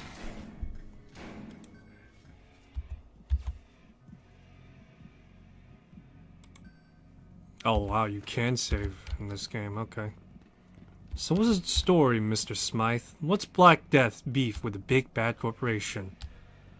I would have to check our legal department, but officially Ctesiphon Corporation is no relation with the Black Death mercenary company. Ah, underpaid them for dirty work? Of course, need to know basis or whatever.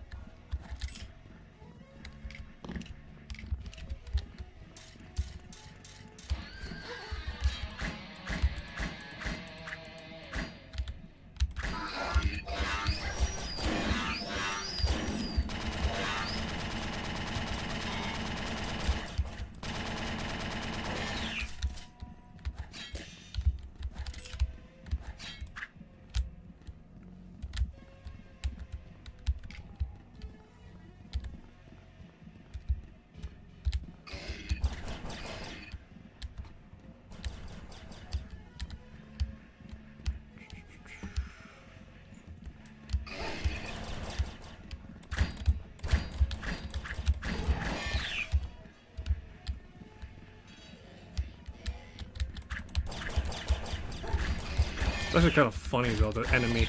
It's just a fucking... It's one of them old, it's one of them old cube...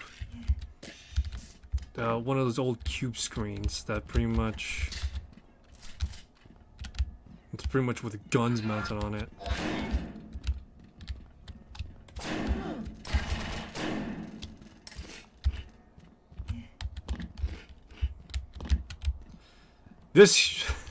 This hero is running off nothing more but junk food and...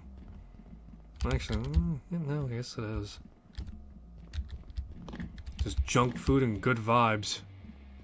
It's a wonder she could keep her figure. Then again, if you were some jungle babe with a robot arm running around at Mach 50, then I'd be trim and slim too.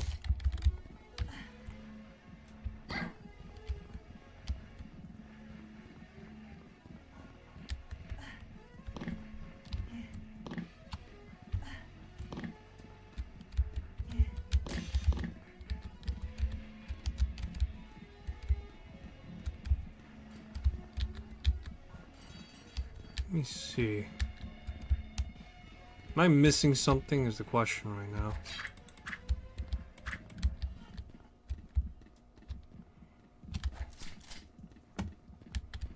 I wonder actually, is there like any like video settings I could... Oh, that's right. I currently have texture filtering on, but you could actually turn that off if you'd like. Yeah, like all sorts of like crazy, you know.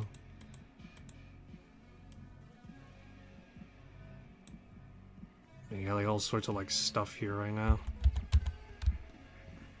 So let me turn off texture filtering so that at the very least you can assess like if it's any different.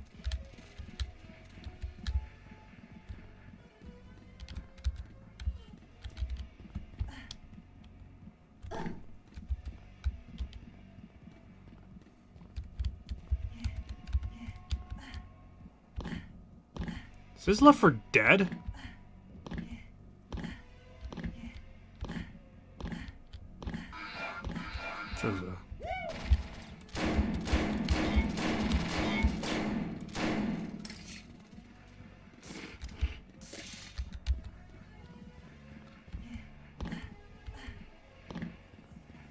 Endomart.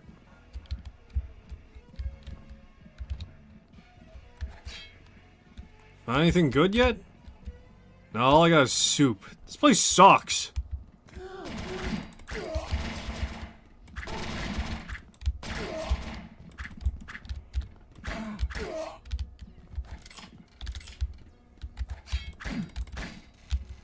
If there's one thing I'm a little annoyed by currently is mostly just when it comes to the melee, it is almost kinda unreliable. That being said, it's fairly good if you know what you're using it towards. At the same time, it's also like... At the same time, it's not really that good either. There's not enough impact, if you know what I mean.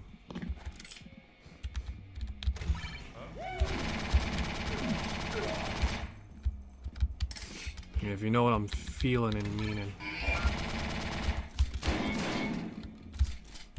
Let's look at it like this. The shotgun is like really beefy and fucking hits like a goddamn truck. The SMG is fast, nimble, but still impactful in its own way. Melee, it can feel impactful, but it doesn't... Evelyn stacks in the flesh.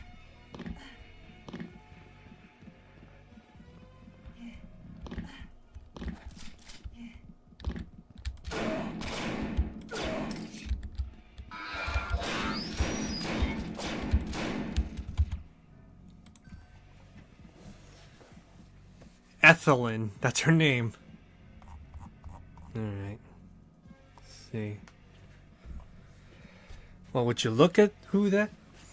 Would you look who it is? Ethelyn Dax in the flesh. Most of you, anyway. How long has it been? 10 years? 9, actually. Clearly not long enough. Ooh, history. Love it.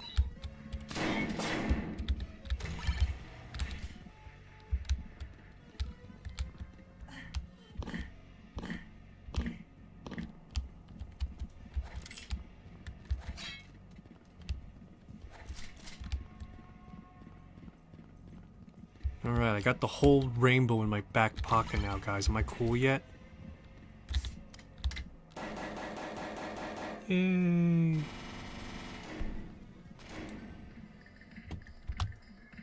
You made it into the city's waterfront. It's imperative that you clear the streets and retake the corporation's headquarters. Big pyramid across the canal. It's gonna cost you extra there, Mr. VP. I'm here for Vega, remember? You have my award. Additional compensation for the secondary tasks along the way. Need that in writing. Sure sound like you're cooking up one of these little excursions.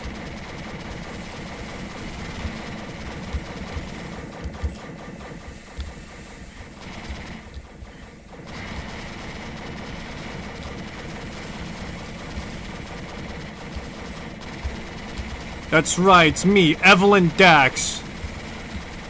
The one-armed babe herself.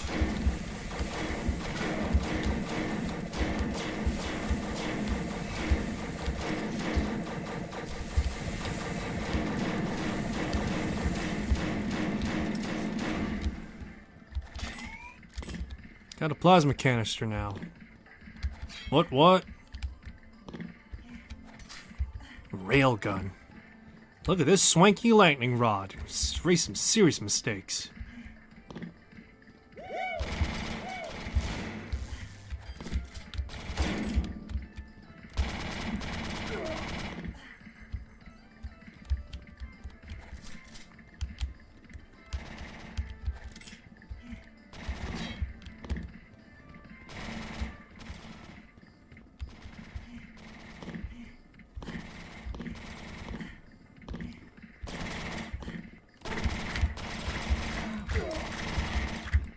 Yeah, one thing I do wish for the...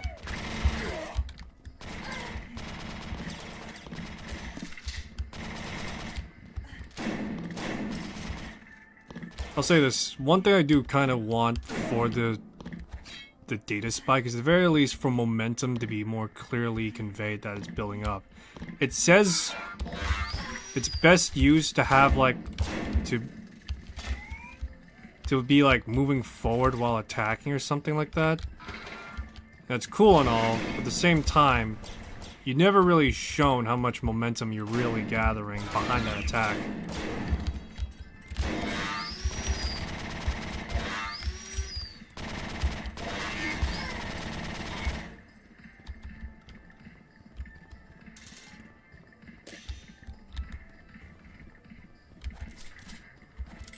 Why do I feel like I'm not having enough ammo?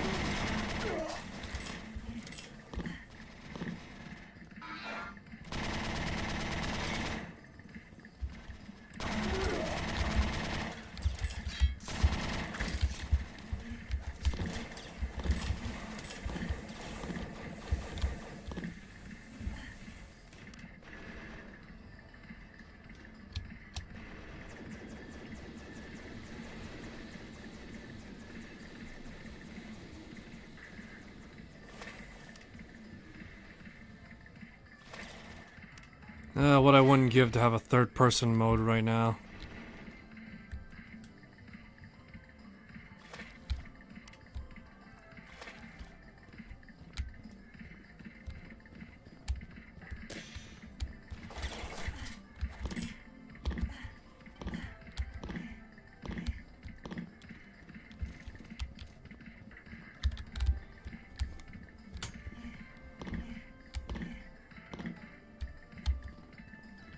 Still though, this game is pretty fucking beautiful though.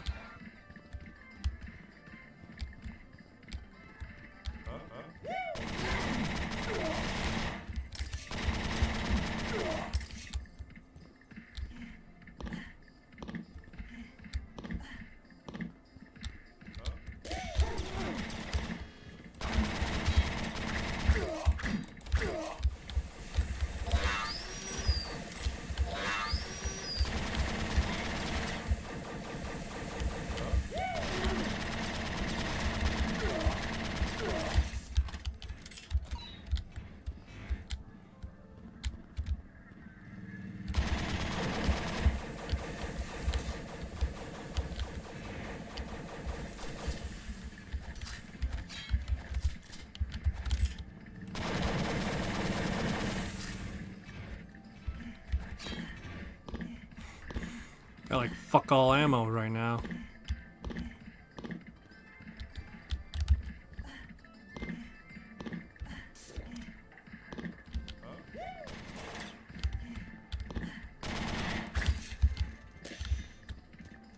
Yeah, I'm not sure if that guy was damaged already or just the fact that he had like low health as is. That's the thing with the melee of this game though. It's just that you can't really... It's like says going forward, you know, does all that, but at the same time it... I don't know. Doesn't really showcase it well.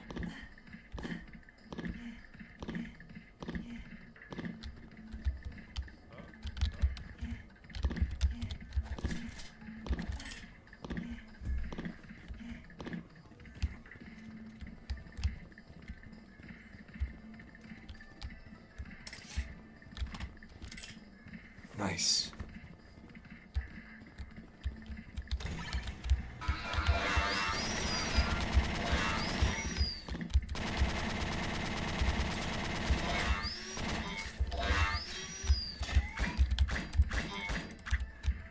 There we go.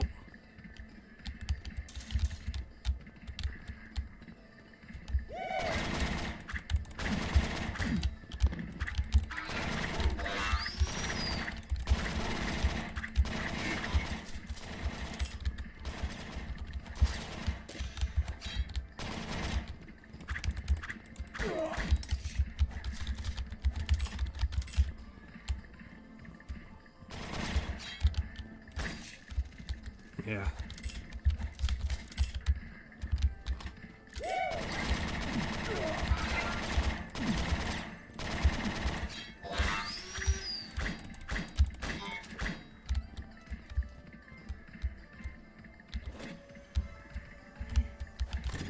Oh, sick. Rocket launcher. Nice. Let me see. What's the dialogue say? You really don't quit, do you? Hope this isn't about that arm. I'd really hate to be responsible for the other one, too. Of course not, it's on the path.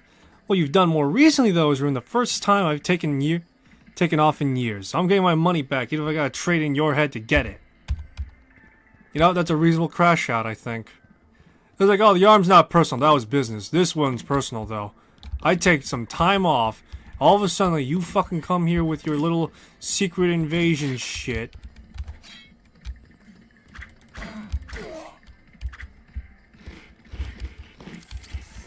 40 kilowatts of sick burn. Ugh, that's bad even for me.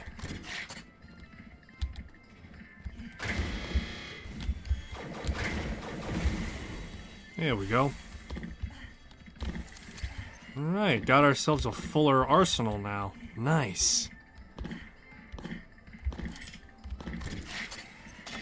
Yeah, I really don't know why I feel like I'm burning through ammo like real quicker. Right too quick. It's either I'm not looking around enough or I just don't get enough.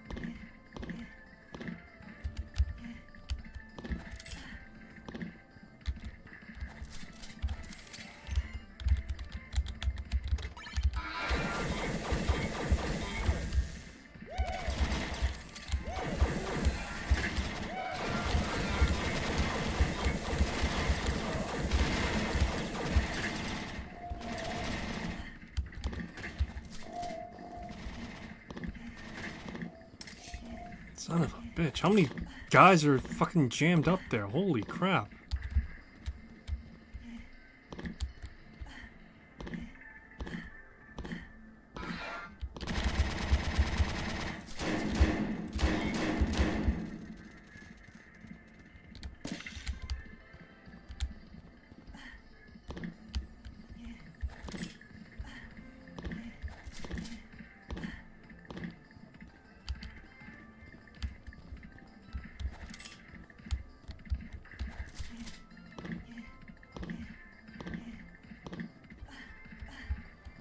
Alrighty, 35 fucking bits of health, man. What the hell? Is there cons commands? No, there's no cons commands. Fuck. So I want you to have the true Ctesiphon's experience.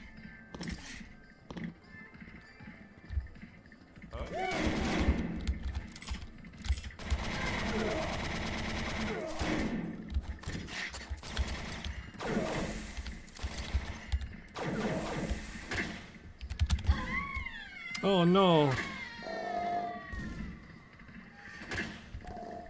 Well, that's a fair opportunity to call it a wrap for now, at least. Ctesiphon, a boomer shooter that's an amalgamation bastard between OpenGL and apparently bits of the old Quake stuff. So, goddamn. I'll say this: it's pretty interesting, though. It is pretty interesting, though, the game overall, despite everything. I am curious how long it is. Like I said, it's probably not going to be that long. But yeah. Let's see here. I'll make official reference support plans. Steam's peripherals are designed to access the Steamworks API, which I haven't implemented. The intention has been available on multiple storefronts, and Steamworks doesn't work properly if Steam isn't running. On Linux, this presents an annoying problem that because these peripherals don't play by any same rules of other controllers do, and I don't have a Steam Deck handy anyway. Short-term solution is not to play it on the native Linux build on Steam Deck, instead the Windows version on using Proton. In the long term, I plan to eventually have Steam-specific stuff. Alright.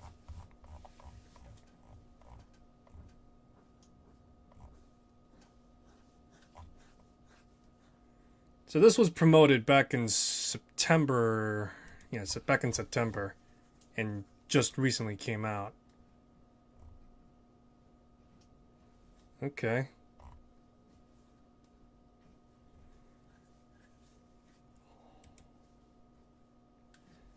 So there are 7 levels. Playability.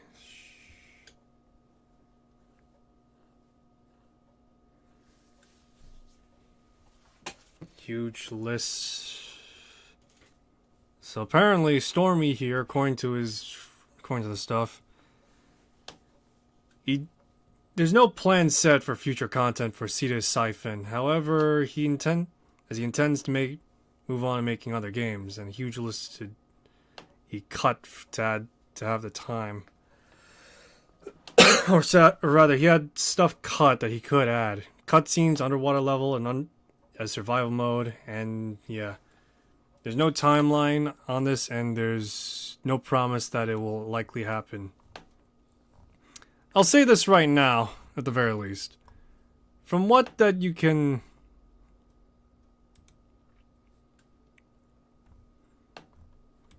So I'll say this right now. So far, the game is pretty enjoyable all around. And the fact that there's a...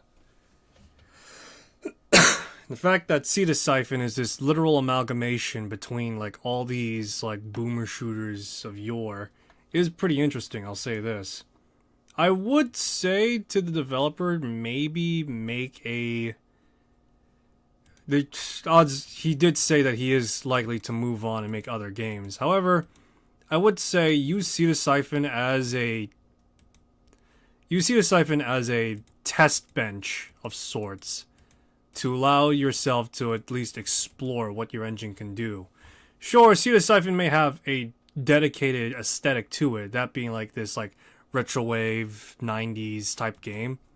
But I feel like with what content was explained in the post that I just read, that maybe there is at least some room to wiggle and to explore a bit. That's my personal opinion, and how, you can try at the very least expand your repertoire in developing games, as well as, even more importantly, knowing what your engine can do. Yes, I know your engine is built from scratch, as stated on the Steam page. However, there's probably a few variables that you wouldn't know that you wouldn't know of immediately unless you explore them. And so I say, use Ctesiphon as that chance to explore. Release chapters or something like that, Increase the price if you're gonna like make new chapters. Shit, that's what Doom did actually as well. Fucking Doom had like the shareware disc, and then afterwards, if you bought the full game, you would get the subsequent episodes after that. So, food for thought. It sounds scummy, but it's, I don't know. I do enjoy the aesthetic, and I do enjoy like seeing and exploring the world. It's gonna be, I already knew it was gonna be a short experience. So I'm not gonna expect anything more, and it is the developer's prerogative not to listen. But yeah, that's my 10 cents on that matter, if ever. So yeah. Alrighty, so let's move on to the second to last game, that being the Bleakest Keep. One moment as I go to my Twitch to change that.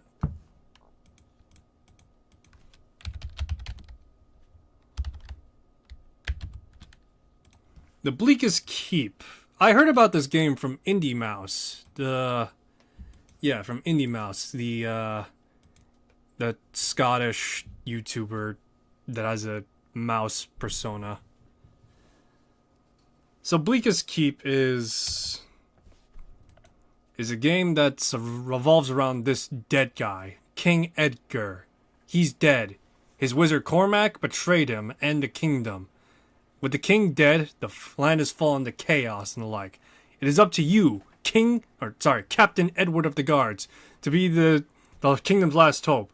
And you have the help of the sorceress Juliet, who's a baddie, to help save the day.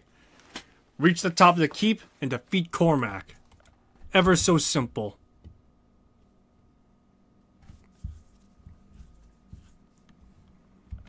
So, Bleakest Keep is developed by Cache of Bones.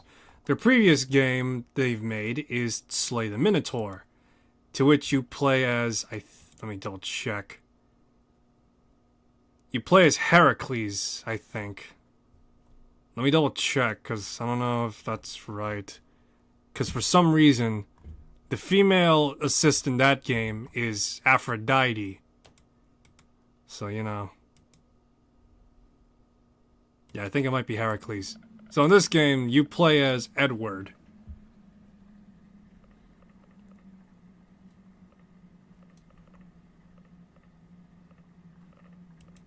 Alright, so yeah, you play as Edward in this game. And so, pretty much, this is what you do. You don't really got much to work with, but you are going to be working with some stuff.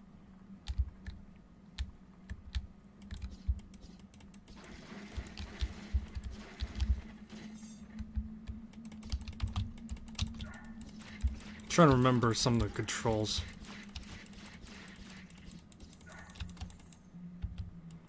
So space is the block.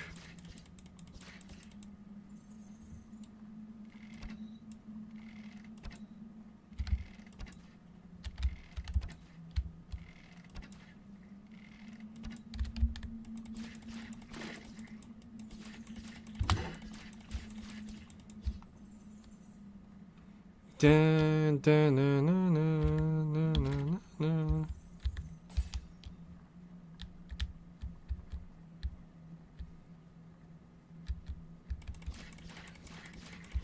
I wish there was like some crazy music going on right now, but this is the whole aesthetic of the game. It's just you in silence fighting off hordes of fuck knows what.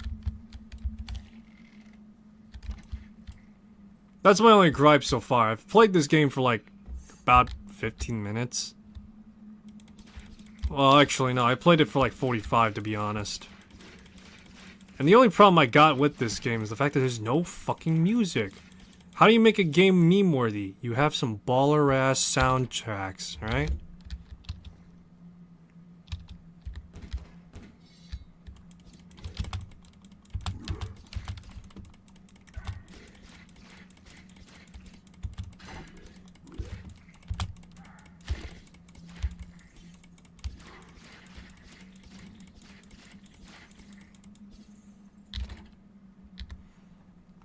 I'll take the carbine.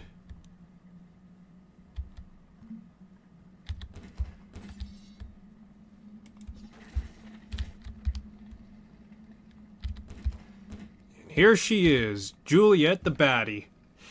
Looks like Elvira if she cut her hair somewhat shorter and... yeah.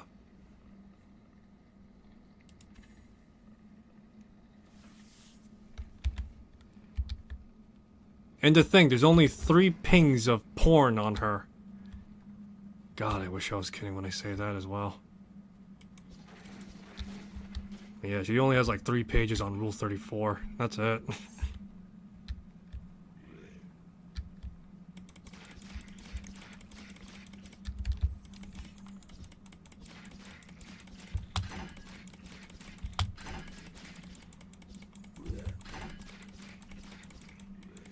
It's like I'm playing Batman Arkham Asylum or something.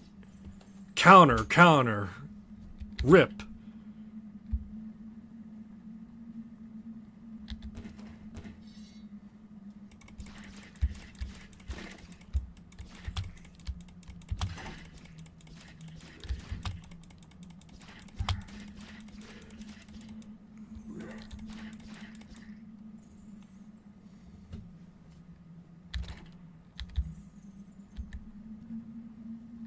There's one thing I kind of wish...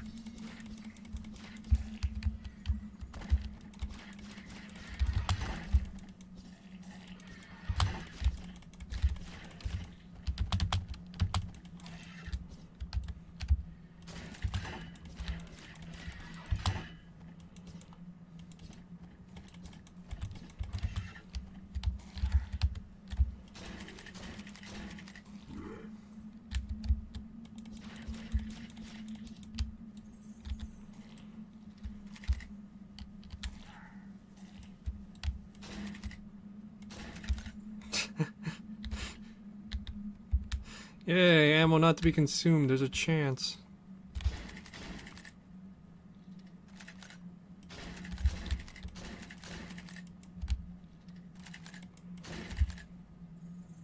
God, I wish I had like an AK or something instead. Instead I got the carbine.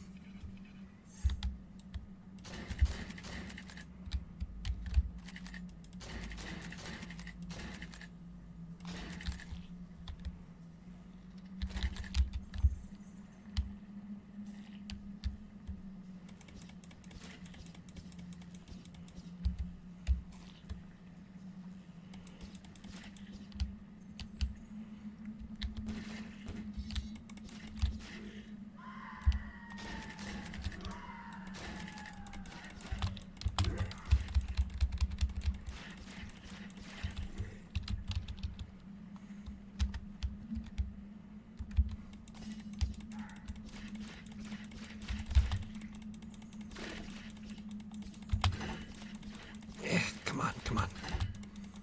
Shred, shred, shred.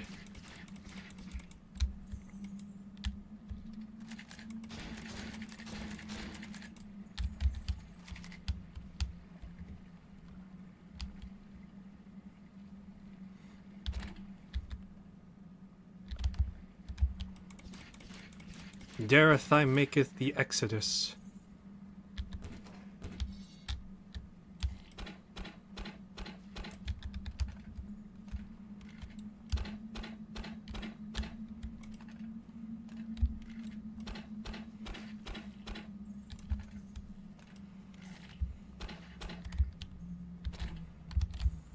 Alrighty, go, go, go.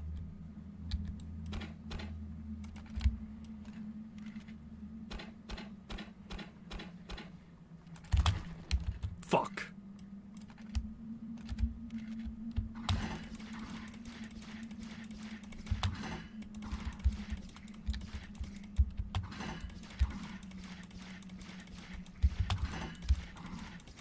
See, this shit is like I'm fucking playing Batman Arkham.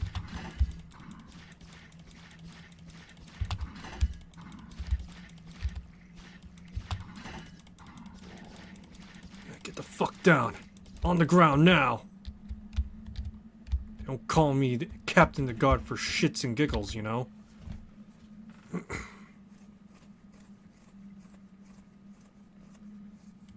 Increase the range of my sword. One dareth say it be a euphemism, but unfortunately in times of strife, it beeth not. Wonder what the hell she does to restore my health.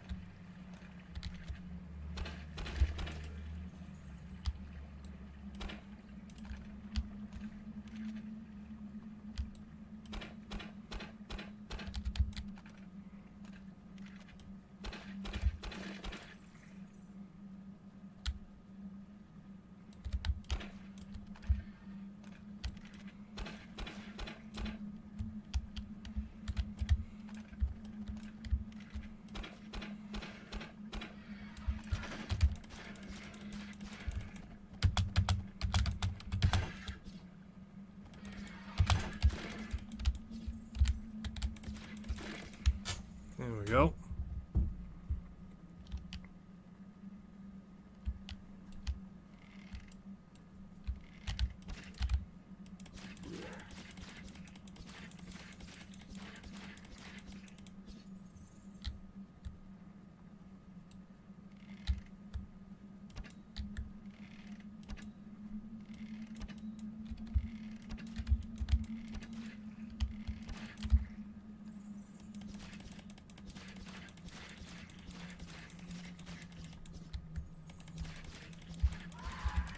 Oh, fuck! God damn it.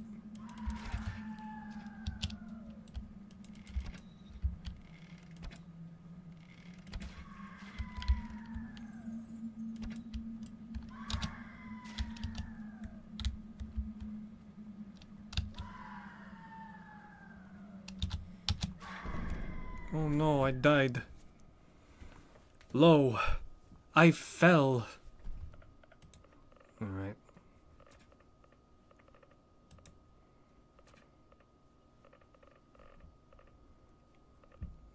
Trying to figure out what the hell I wanna.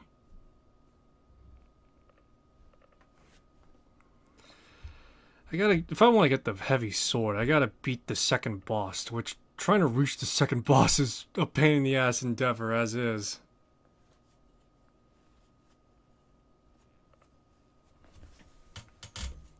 Let's see, how much time do I got? A fair amount at least before I want to call it a wrap. Give it a once over, and then afterwards I'll switch gear to the last game.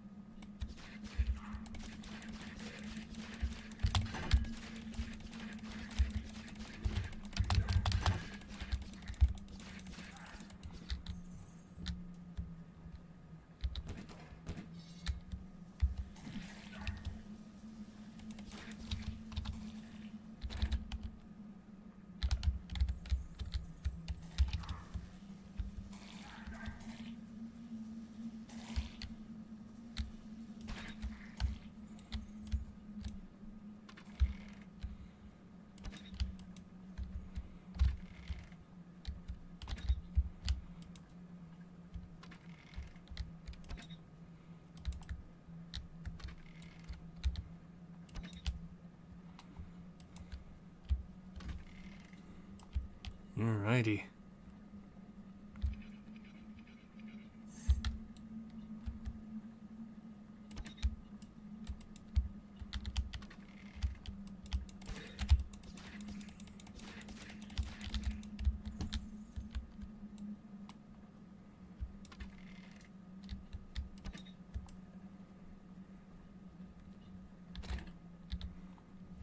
fast revolver. Now I got a Glock, effectively. It's not really a Glock, but still.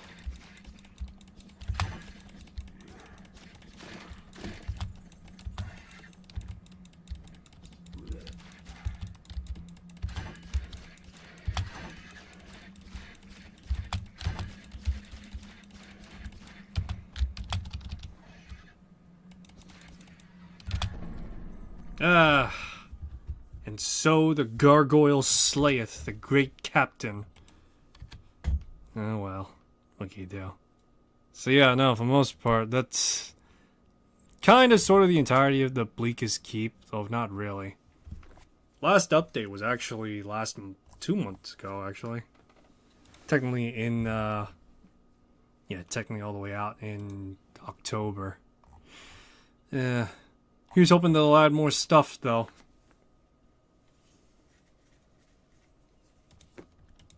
Alright. Last game of the stream.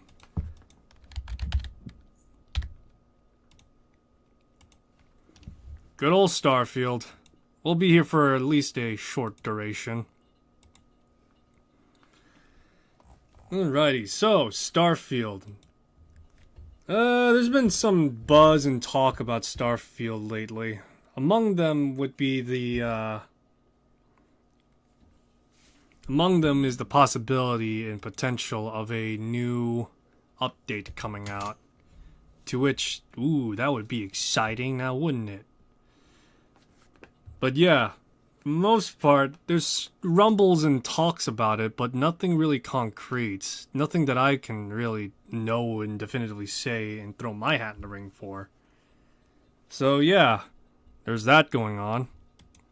I'm trying to think specifics though. People are still waiting for what would become of the teaser that came with Terran Armada after Starfield, after Bethesda pushed out that teaser with their 1-year celebration, I believe. People are curious about where that is. And yeah, I am too. But that being said though, today, yeah, rather yesterday, as it is now Wednesday effectively, a new creation just recently came out. The Vigilance expansion, or the Vigilance, the Vigilance creation. It adds a whole new suit, plethora of stuff for you to get and find, all for the price of $6, or 600 credits, or creation bucks, whatever the hell.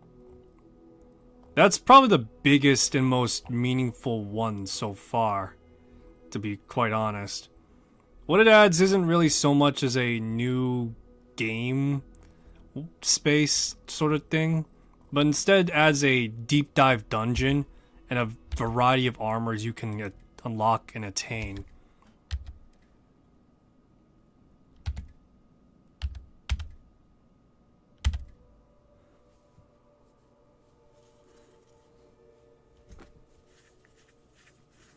Alright, but yeah. So pretty much, I actually have, at the very least, some of the armors to showcase. Not all of them, because for the most part, the way that you are to be... the way that you would get these is obviously first doing a chain quest, and then just going to the facility and just ripping and tearing ass. So let me just...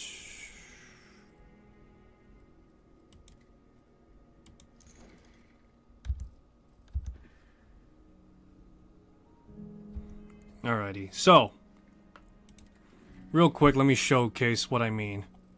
So because I'm playing on a New Game Plus setting, you would first get like these series of quests that pretty much compel you to explore as much of the facility as possible. Complete as many of the stuff here as you can, and doing all sorts of like stuff here. There's like a good chunk of things you could get, from like armors to, most importantly, schematics and crafting stuff for this creation. And along with that, you also get like a full deep dive dungeon instead as well to accompany it. So you're paying for a quest, a deep dive dungeon, and a series of equipments and stuff that you'll use, as well as a new weapon. 2 new weapons, actually. So, to showcase, this is the full armor assembled. This is a unique variant, I should remark. Alright, but yeah. So this is a unique variant armor, but this is what the full set effectively looks like in its stock default form. It's got a unique skin on it, of course. This being called Stealth Suit. It also has a unique backpack, but I don't have the backpack right now. So this is what the full set looks like. It looks like a, I'm not gonna lie, it looks like a Star Citizen armor set. The, what was it? I'm trying to remember specifically.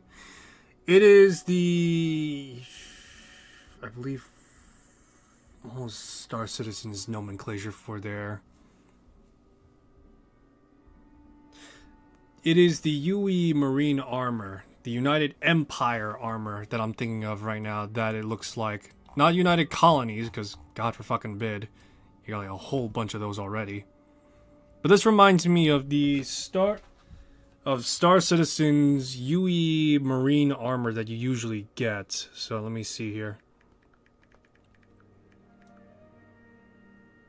Oh, it's the UEC. There we go.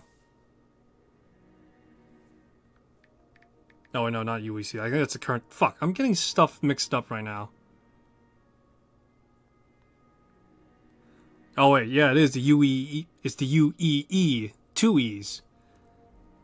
But yeah, this reminds me of... Yeah, the, United Empires... Fuck. I'm just gonna call them the UEEE. So, Epsilon Echo Echo... Marine armor.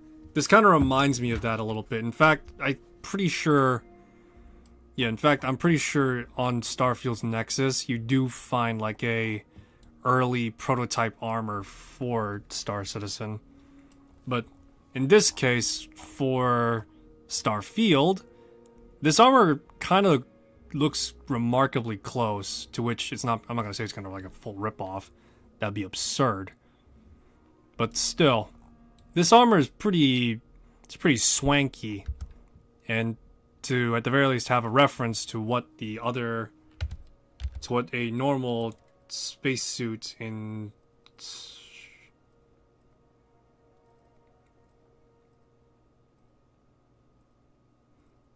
Yeah, give me a sec. I'm looking around to see what I can use. Guess nothing. Off rip, at least. Alright, anyway, yeah.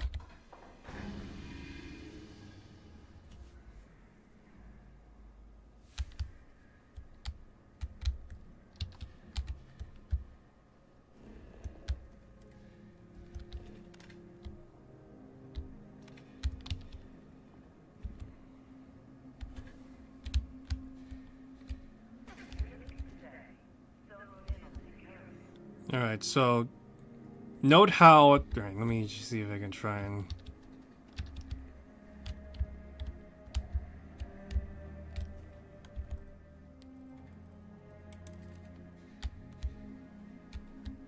But yeah, note how my character looks compared to... But yeah, note how my character looks compared to, compared to this fellow here. So you see how in vanilla Starfield, this is what they normally dress up as, you know, like more puffier designs and such, with them being pretty much based off like actual astronaut spacesuits. You got like sealed points, hard points. You got like all the respirators and what have you. And you got my character, who just looks like he just walked out of a sci-fi convention. Fucking decked out in the the most advanced shit possible. Which, to be fair, in the creation's lore that it uses, Vigilance is supposed to be like this clandestine high-tech, this clandestine high-tech, faction. Now, currently, Nova Flinch has not made any plans, I don't think, to have, like...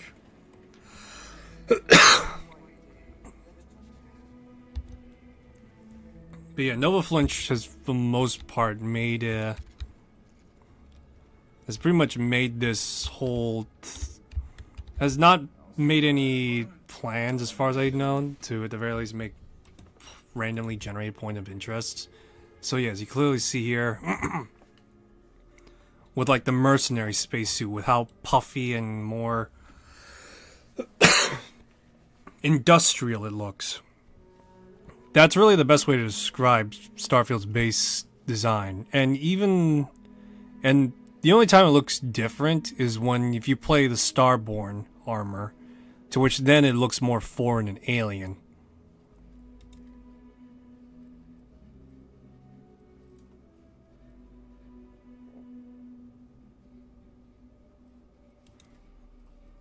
Let me see, has this guy got any... I need titanium. All he's got is tungsten.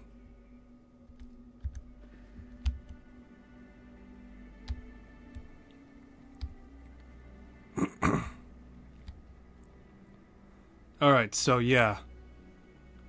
It's still got some of that industrial look for the armor here, of course, as you can probably tell with some of the more highlighted features, right?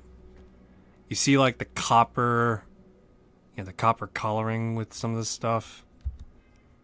Yeah, that's what makes it all come together a little bit. Outlaws, Ashta, Span, just so you know. Alright. As far as I can tell, you can't... oh no, you can get it, okay. Let me see, does she sell the new weapon? Because I'm not sure, because I know that at the very least you would have to... yeah, because I know at the very least, the way I got it, obviously, was me going through and just doing the quest and just tearing as much ass as possible. So that's how I got my weapons. All these Nightingale submachine gun rifle class weapons. It's technically a rifle, but it's a submachine gun.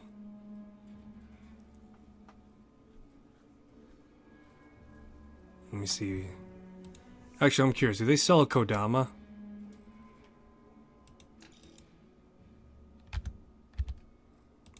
Yeah, I'm curious if they sell a Kodama, because I'm not sure.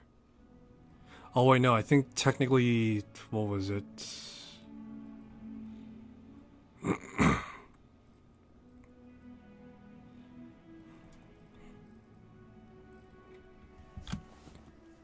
Oh, okay, the Kraken is classified as a pistol, that's why.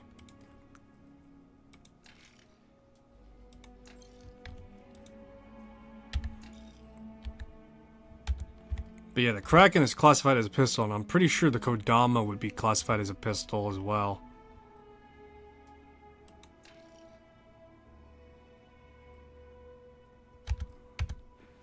But yeah, with the animations being the way they are, funnily enough, this is technically with the caliber and with the way that it's being handled, it's a submachine gun. Alright, but yeah. 15 round magazine. Sounds ridiculous, doesn't it? Let me see if I can get this thing modified. I probably can't, because I don't have any like good resources with me.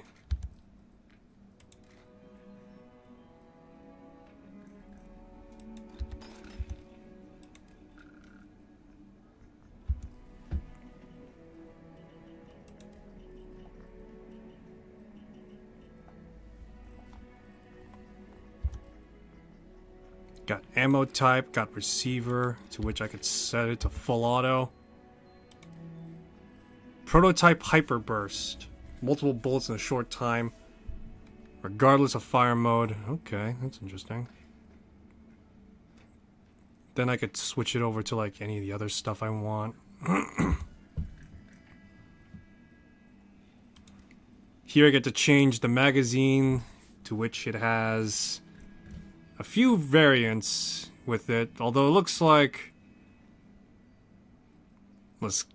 yeah, okay. The offset would be slightly less damage. However, you get greater ammo capacity.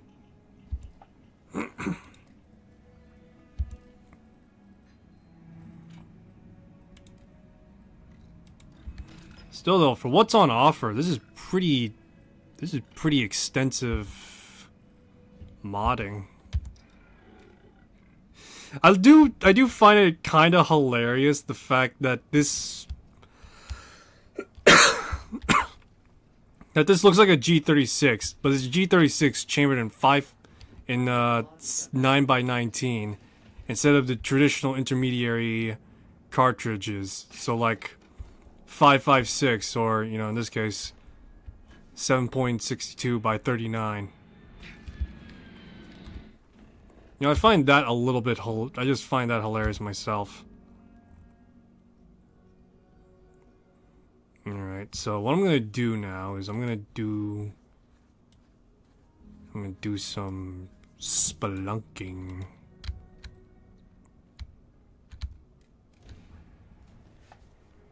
I need resources is what it is.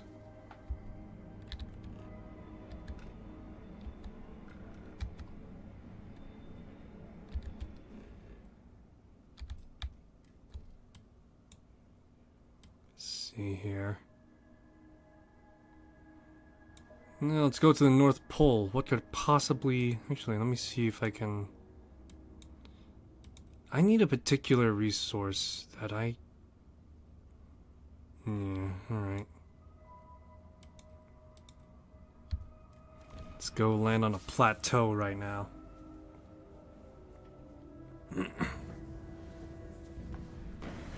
I currently have mods installed, but at this time, the mods I have installed are kind of sort of just more or less graphics mods.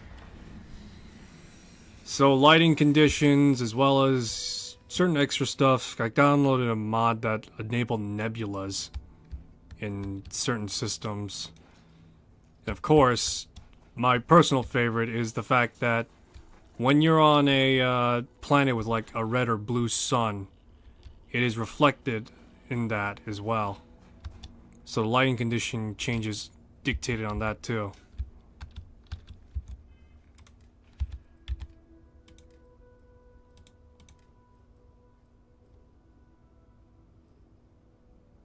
Yeah, I got all this. I got most of this stuff pretty much just while raiding that facility.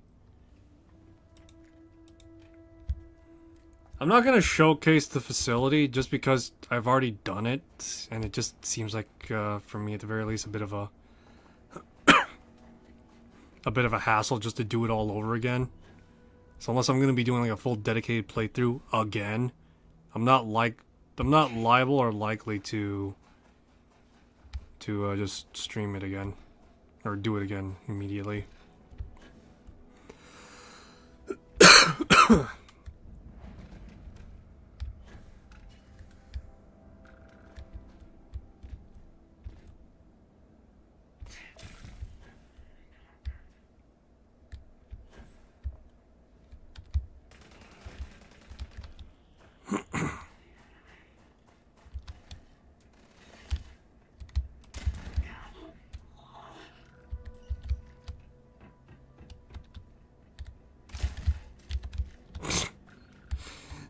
Fastest.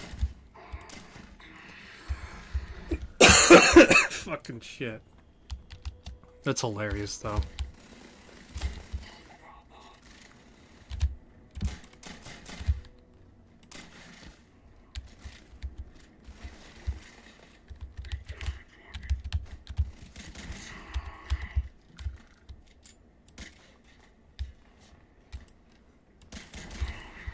Even in the future, you can't escape the Glock.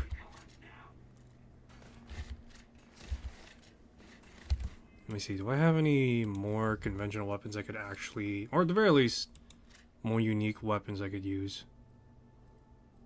A modified 50...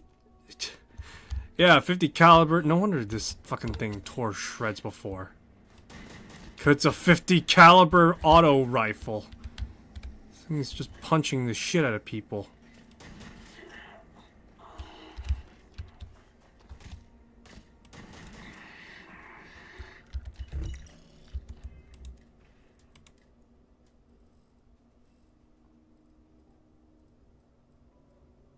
So I got this. This is the new melee weapon that came with it.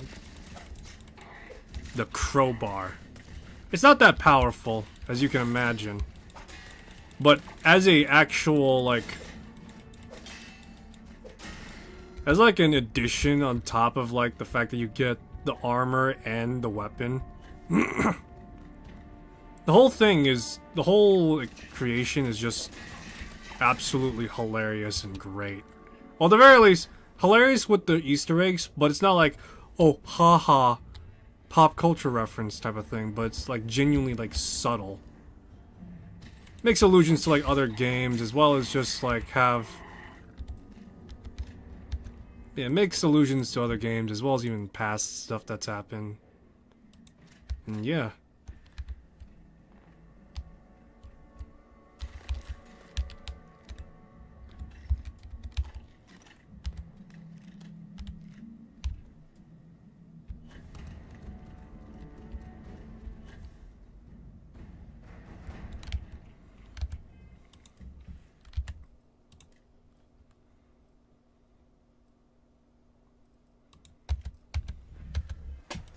Be in awe of my... Be in awe of my fucking Desert Eagle. With a giant Ecotech scope on hand. All hail the mighty... All hail the mighty, Oh wait, not Ecotech, it's Spectre. All hail the mighty Deagle with the Spectre DR optic.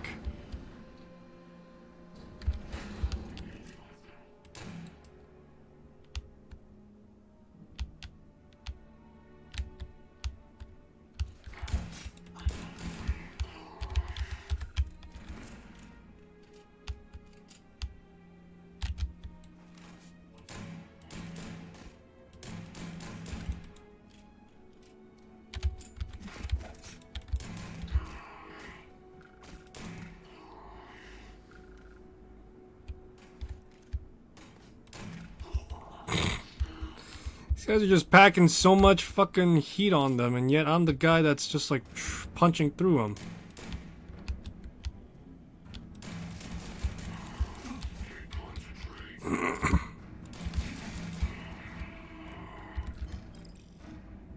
Oh wow, the Kodama is considered a rifle. Okay. I am surprised by that fact. And yet, I'm not that surprised because it is technically chambered at 7 rounds.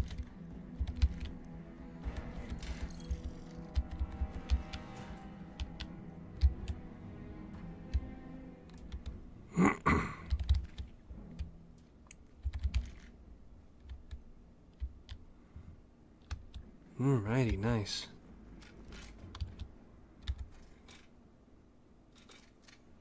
No, I can't forget this beauty, though. Who doesn't want to look like a giant menace to society at this point?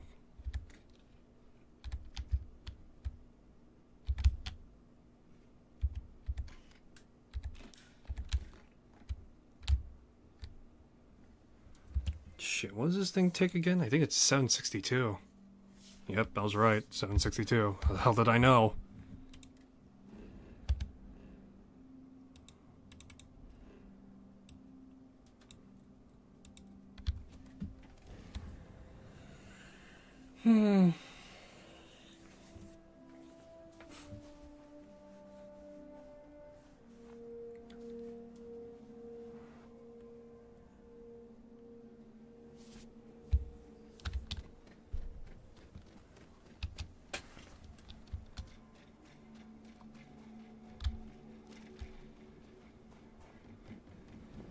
There's one thing I can't say about the...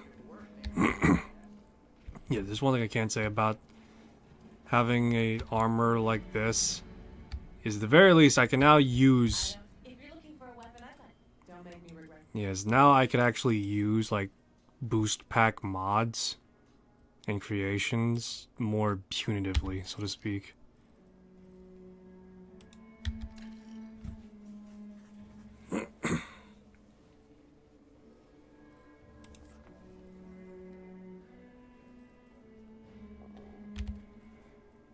I'm still surprised the Kodama... well, partially surprised at the very least the Kodama is like a fucking rifle. But again, with the caliber in mind, it's not that surprising, I guess.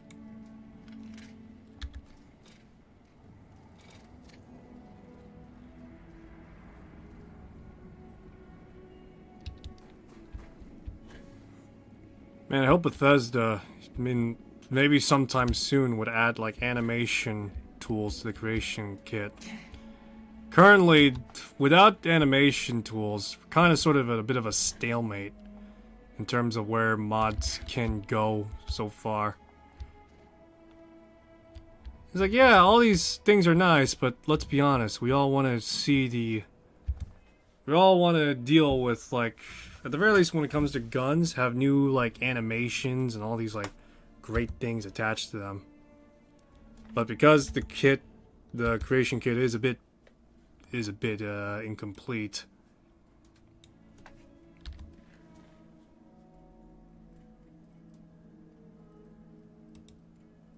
Sorry, I'm looking around to see what I... okay. But yeah, because the creation kit is somewhat incomplete in terms of that format, yeah, it's kinda...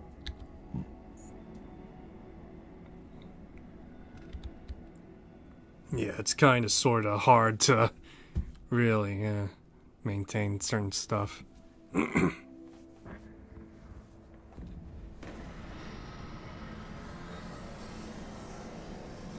I'm sure there's probably a few other tools modders would probably want to get their hands on as well. But yeah.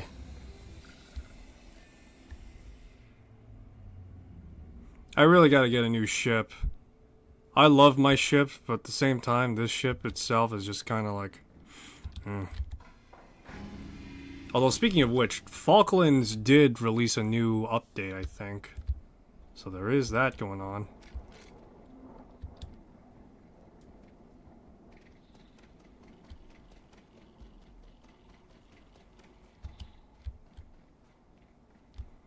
What's this, a fucking commune?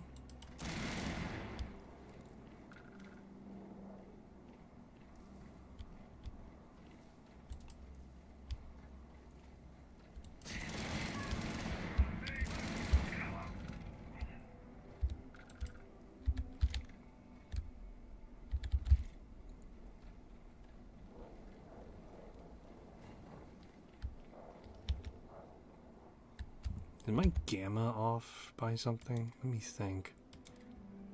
'Cause I'm really trying to remember if I fucked around with my display.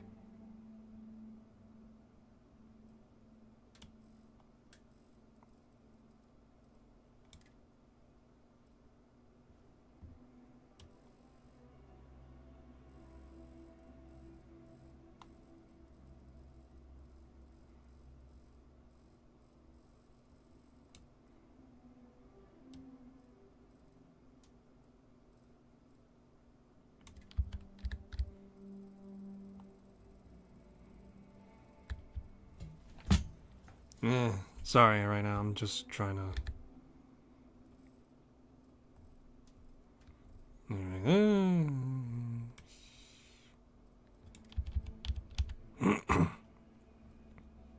Alright.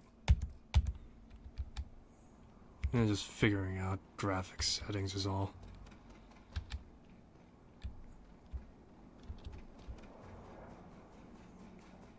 Alrighty then. So, let's do some light exploring, and then after that, put it to wrap. Let's see, what do we got going on nearby? Nearby, UC Garrison.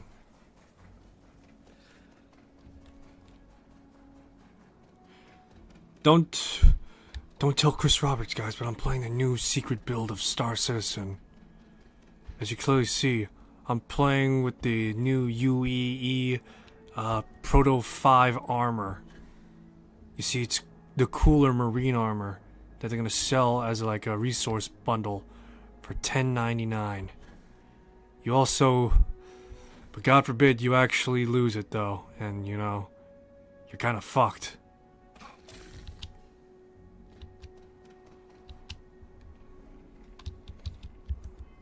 Funnily enough though, despite me joshing it a bit, where's my immobilizer? There we go. Yeah, despite me joshing around a bit with Star Citizen, I do like some of the armors. I do hope at some point maybe that it'd be able to achieve its release sometime soon. How long has it been in development for? Like 2 decades?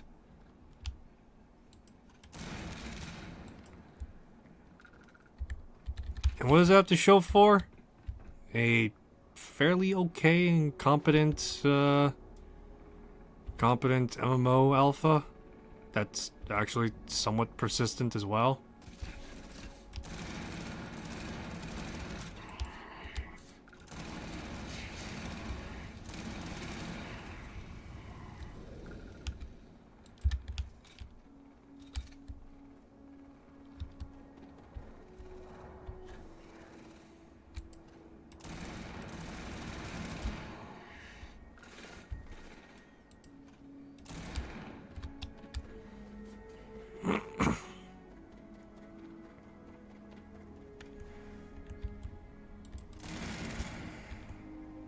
Look at that. Just a fucking mobile tank, almost. Admittedly though, if I wanted to go for the full mobile tank aesthetic, I'd go with the Gravis armor. Not this. This is like, if I want to be like, this is if I want to be John Starfield, you know? Nothing wrong with that. It's me, John Starfield. In the Starfield. It's Starfield in time.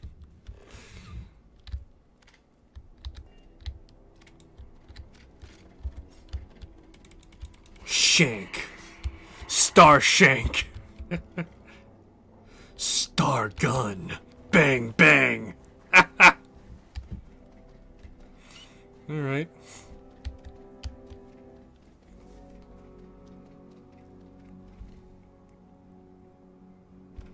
So I'm trying to think. I'm gonna try and stream Silent Hill 2 probably... Yeah, it's probably not gonna be tomorrow, because like I said, I gotta stay up all night and I don't need to... Last thing I need on my mind is the idea that I'm gonna walk into my kitchen and think, oh man, did I go to Silent Hill again? And yeah, that's the last thing I need. But at the same time, I really don't want to keep it off for like the end of the year, because God, at the same time, I'm a huge pussy, so you know.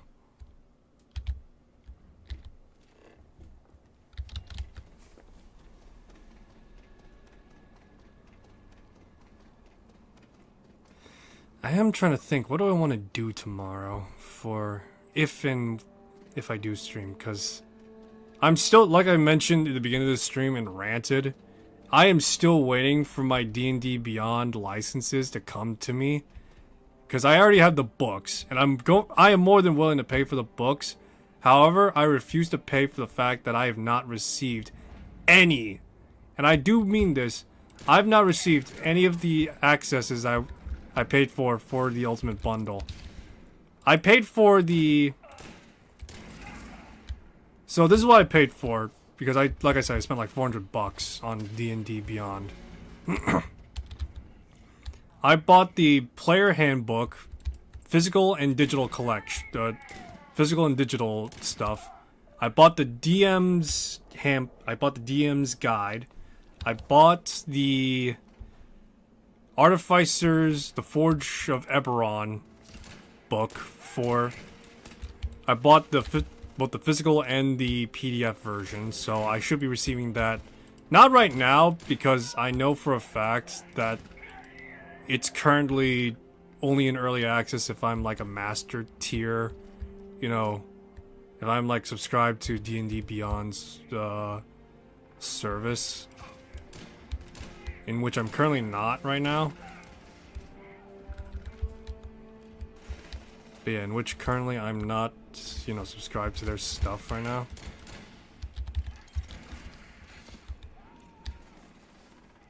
But yeah, so I'm not expecting the Forges of Eberron to be part of my stuff immediately. But I'm just thinking to myself, why the fuck is the other stuff that I was promised not, which has already been released, mind you, because it was announced to come out in the 11th of November, so 11/11. And for some reason it's not in my licenses on D&D Beyond. I'm just right now annoyed just thinking about it right now even. Fucking God.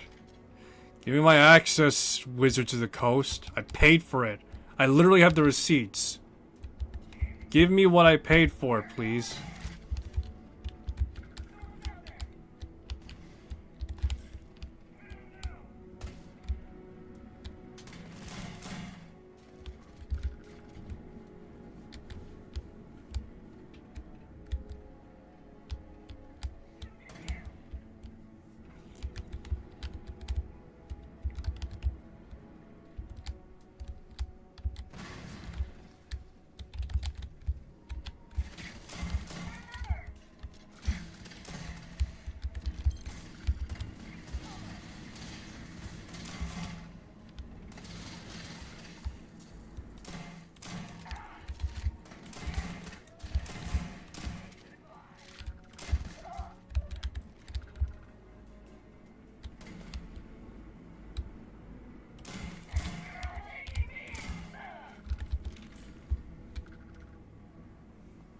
You're not taking me out!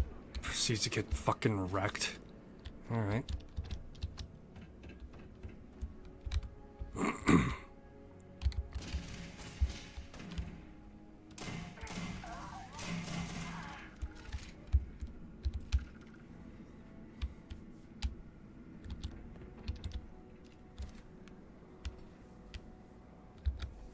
Alright.